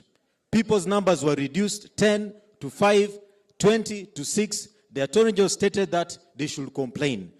Complaints have been made to date. That has not been considered. And lastly, as we speak right now, there is a document known as the data card. It has not been come out clearly on the report, which for everyone to be compensated, you must fill the data card. As we speak right now, the number of people in Lango who went to court is 125,524. But only 18,469 have been given data cards. We want the Attorney General to come out very clear on the issue of data cards. Because the reason why they are not being compensated is because the data cards are not being available. And I want to state, Right Honourable Speaker, that as much as we're discussing an outstanding figure of 400 and something billion, the actual figure is much, much bigger, and already the Attorney General has already verified. So even when we say 6 months for verification, he already has additional numbers. What figure do you have from He has, our side? there's an additional 59,088 on top of the 42,042 that were already verified in court. And the court made a ruling that they be paid. But they have been excluded from the list itself. There's a procedure. Honourable members, it's an agreed position that we get a report from Attorney General tomorrow, not so? Madam Not Speaker, so? Just a minute, Mama. I rise on a point of procedure. I have kept on hearing English words, ex gratia, compensation. Who are the people of ex gratia? Who are the people for compensation? And where are they? How many are they? Because sounds like ex gratia has no legal basis, as the Honorable Mao submitted. But compensation seems to have a legal base. Where does that put Karamoja, whose cases have not been verified? My understanding also is that the state has a responsibility to protect life and property. In circumstances where the state fails on its hands to protect life and property, what do you do to those people? Do you give them ex gratia or do you compensate them? Madam Speaker, are we therefore proceeding properly when we cannot define who the beneficiaries of compensation are and those who are for ex gratia? We are actually not moving well because we have deviated from the report. Where is yes, Emmanuel, then Tinker. Right Honorable Speaker,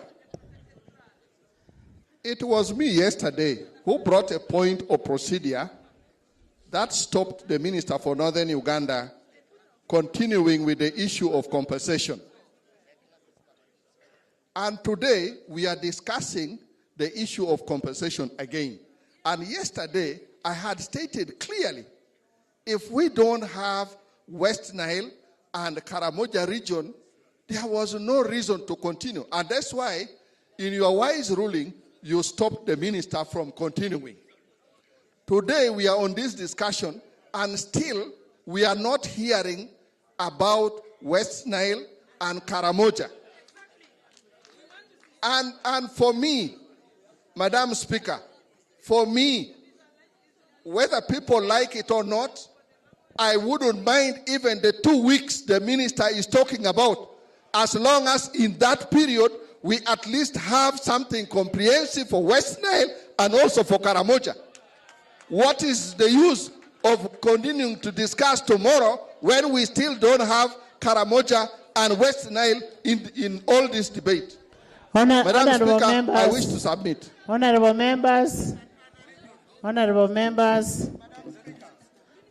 members, yesterday,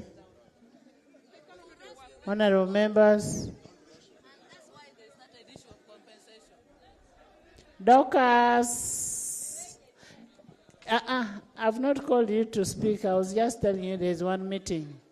Honorable members, what Honorable Emmanuel is mentioning is what happened to Karamoja yesterday.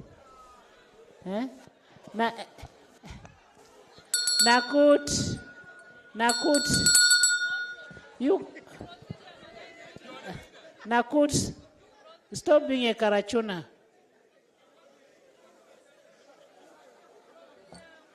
Honorable members, since you're becoming indisciplined, honorable members,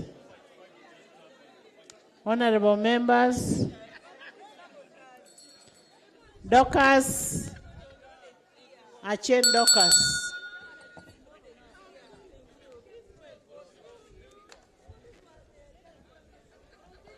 The committee of the Attorney General, since everything should be inclusive, Attorney General, somebody is bringing a motion? Yes. Honorable members. Right, Honorable Speaker, motion. Yes. Right, Honorable Speaker, I move under Rule 64 that the debate should be deferred for tomorrow. If you can adjourn the House for tomorrow. Right, Honorable Speaker, I move. Honorable members, this report will be presented. The fact is, I still go with the one member, Honorable Kotogong. We need everybody paid. We need to retreat and make sure that we get money. And I am happy the Minister of Finance is here. Minister of Finance, we need to retreat and make sure that we have money. We are going into a political season. We need everybody sorted out.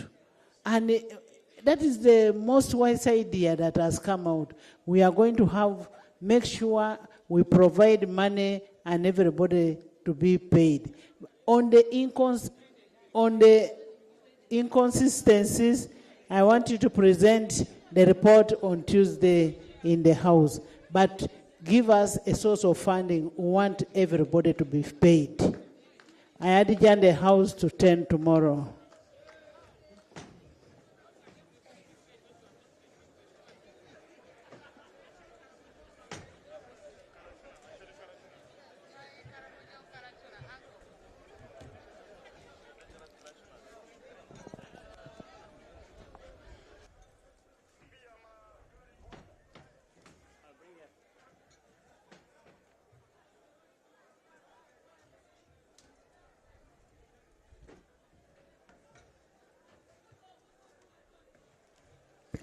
Honorable members of Parliament, we are all invited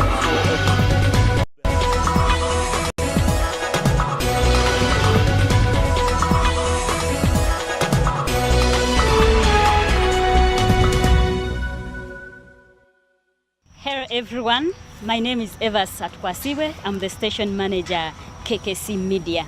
We have the radio and the TV. The radio is Kagadi Kibaale Community Radio and the TV is Kagadi Kibaale Community TV.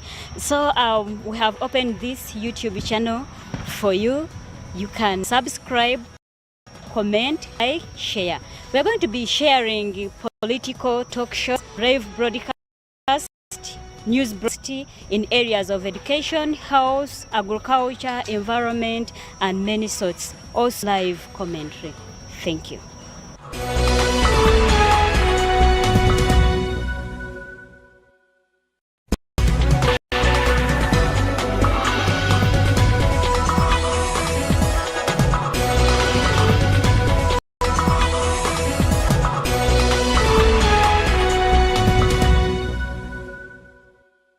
Hello everyone, my name is Eva Satkwasiwe. I'm the station manager, KKC Media.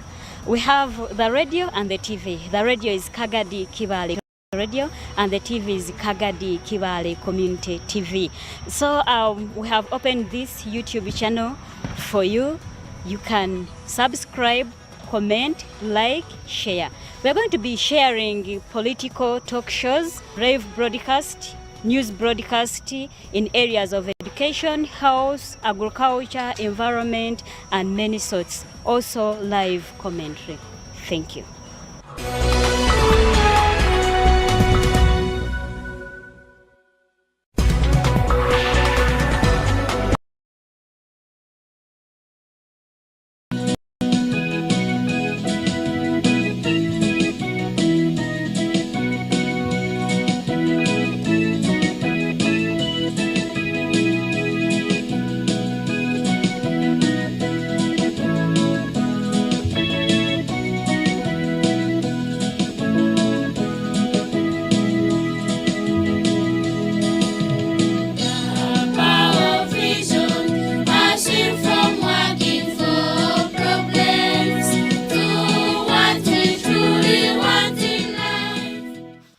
My name is Nwasa Selapino. I studied from URDT Taiha Community School in Kondo.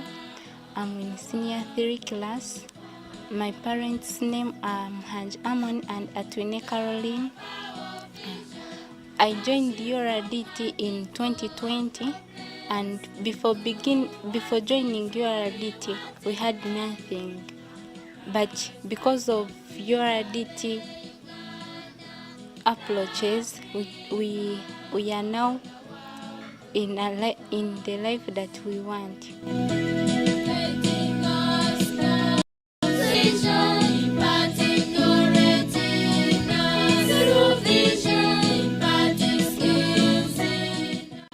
When we joined URDT in 2020, the first day we had a workshop. And in that workshop, we learned very many things, like making STC, formulating a vision, having family meetings, and many others. So when we came back home, me and my dad, because we are the ones who attended the workshop, we came and shared with the other members of the family, like making the STC, making family meetings, and applying the knowledge that we had learned, like growing vegetables at home and layering some chicken. When we were joining, we had a house which was not in a very good condition. So, but because of URDT, and the skills that we acquired from there, we managed to make the STC, and that in that STC we formulated the vision that we wanted, which was to have a complete permanent house with a permanent water source by 2nd June 2023. But now we have achieved our vision.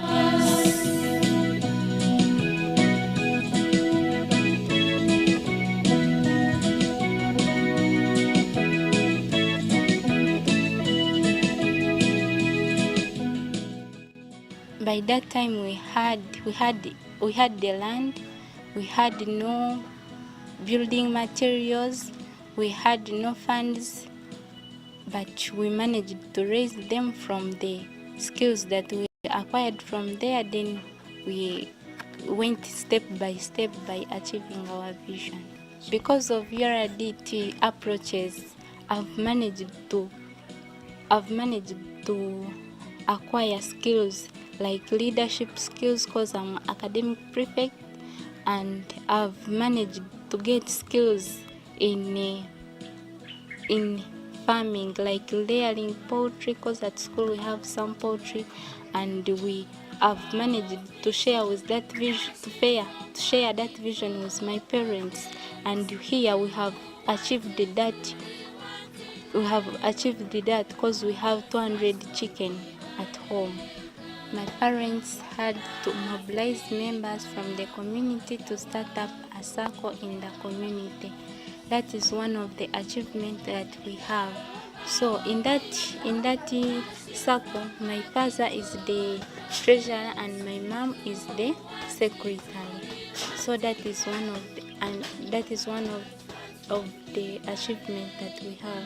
Then we have 2 acres of banana plantation. We have 13 cows. We have 6 sheep and 10 goats. We have 6 acres of maize, and from there we have already formulated a vision for them, because we are going to raise some income from there.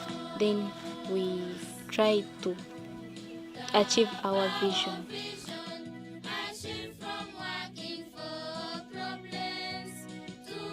I first thank my teachers, because they are the ones who trained me many things through the workshops, like the the workshop that we had.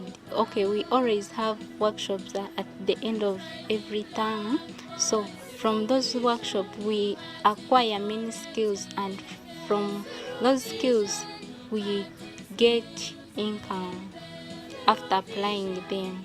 So I thank the URDT management, because we work as a team at school. We work as a team, and they are the ones who train us those skills that we have achieved. Then I again thank the donors that donate to us the things that we have at school, because those if they were not there, we couldn't have achieved all of this. Our vision, achieved from working for problems to what we truly want in life, has transformed Kibaale, Uganda, Africa, and the world of us.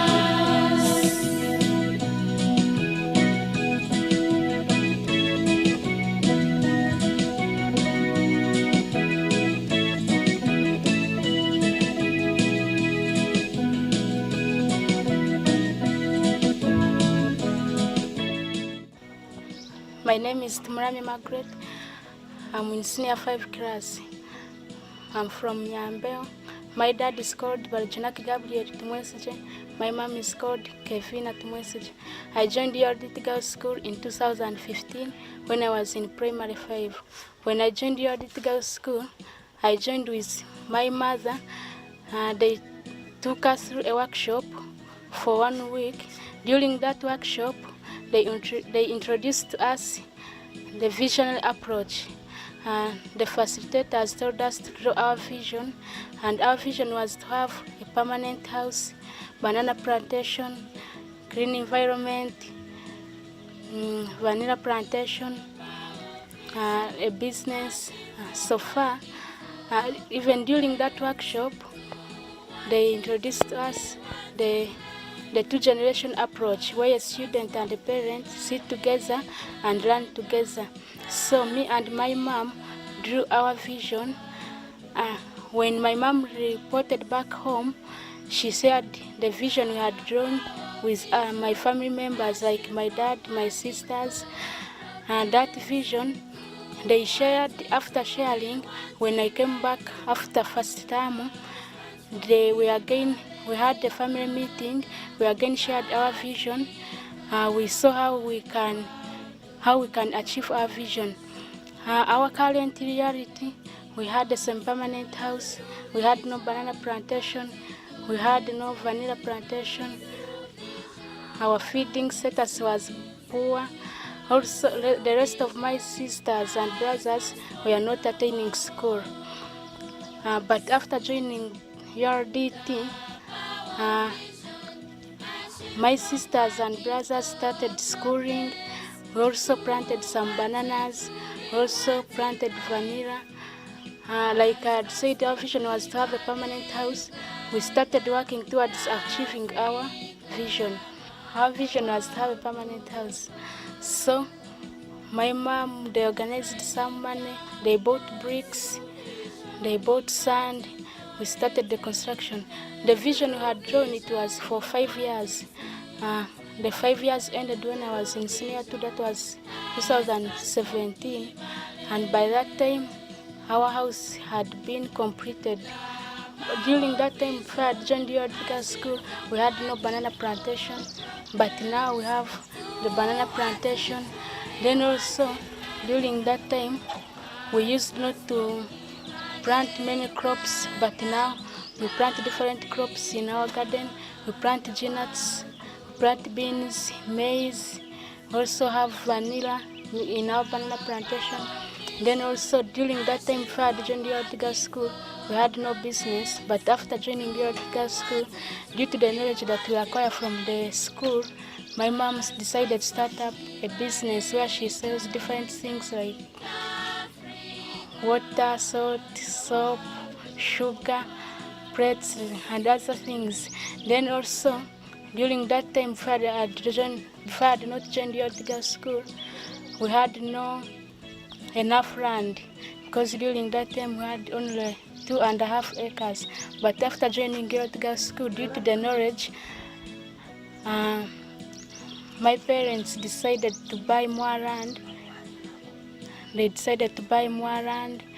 We added on the 2.5 acres that we had. So far we have like 7 acres.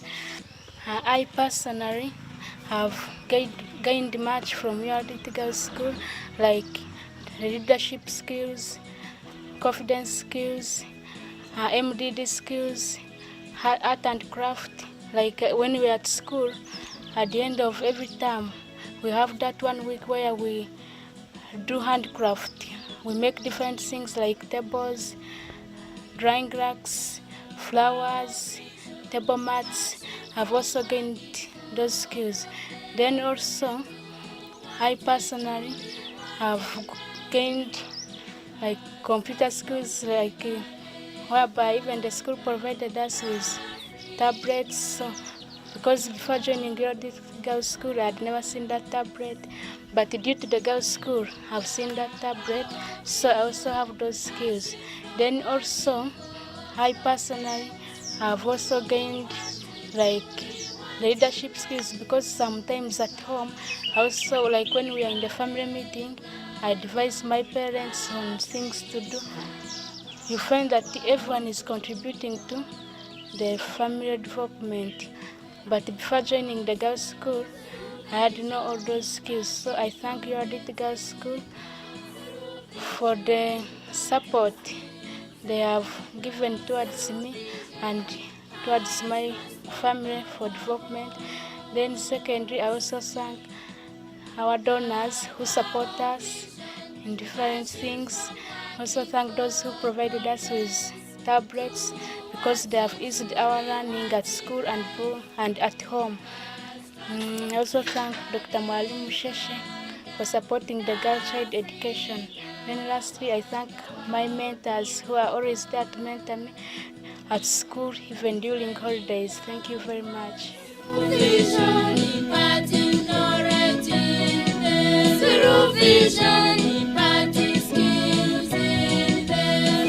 Vision has transformed Kibaale. The power of vision has shifted from working for problems to what we truly want in life. Ibara ryange ni Nyongo Nsijowana. Nsomera URDT Community School Kanyamiyaga. Ndi mu kitebe kya gatanu. Omuzeere wange nibamweta Kyomwendo Jane, ondi nibamweta Ategeka Franka. Isomero mu musomo bakatwegesa bya back home projects nambe hali kusibika, kulima namno kuba ekisani. Ekisani kete kitwayenze kukuba tukaenda kukuba ekyenju enungi nambere hali ekiju ky'embuzi, ekyenkoko, ekichumbiro, toyi hamwe n'okulima omwani, karitunsi, ebitooke, muhogo, ebitakuli n'enjagi.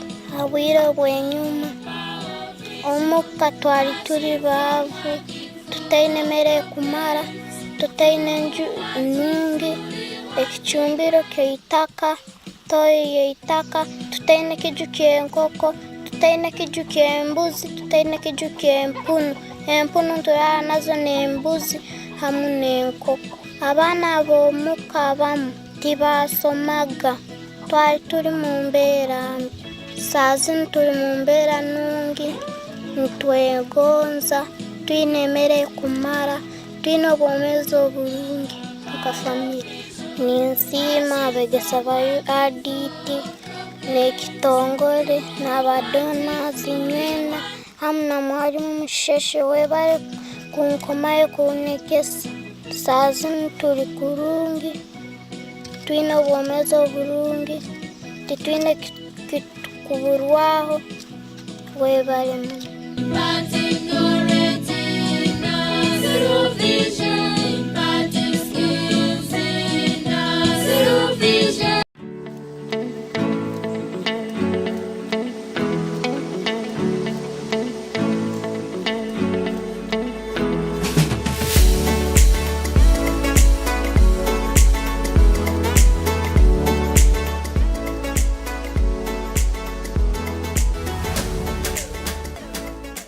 My name is Nampeo Josephine.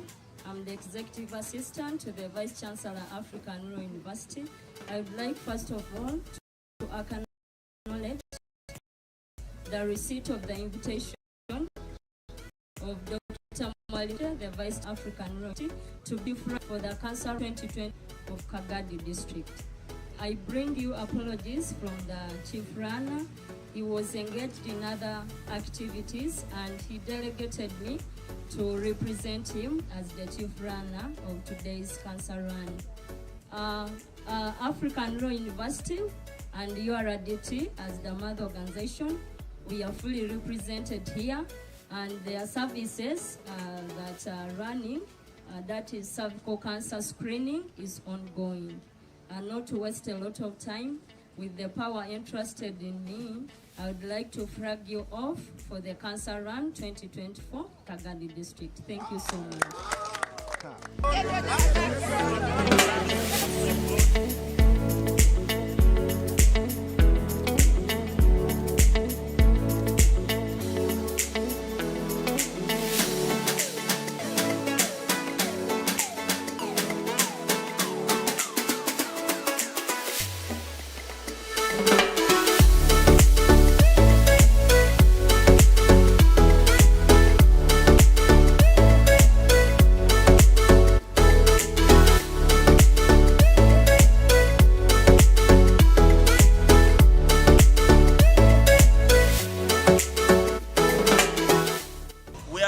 Running for the purpose of procuring the cancer radiotherapy machine that is going to be situated in Zambia, and the whole country is running.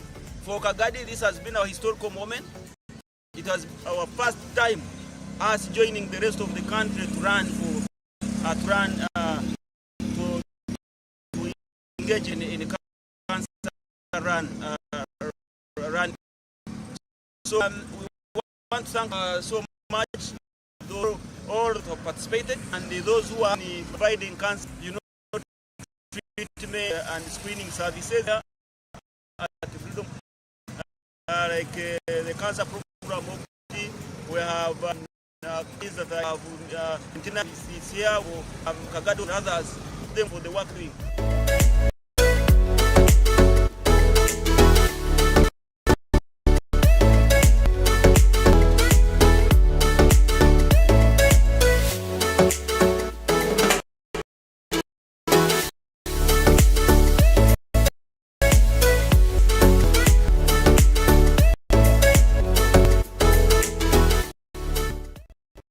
The only way to prevent it is regular screening and other cancers. So I encourage this here, and those who you've left at home, you could communicate to them. We are here providing screening. It takes 5 minutes and it's a very short procedure, and be able to go. In case you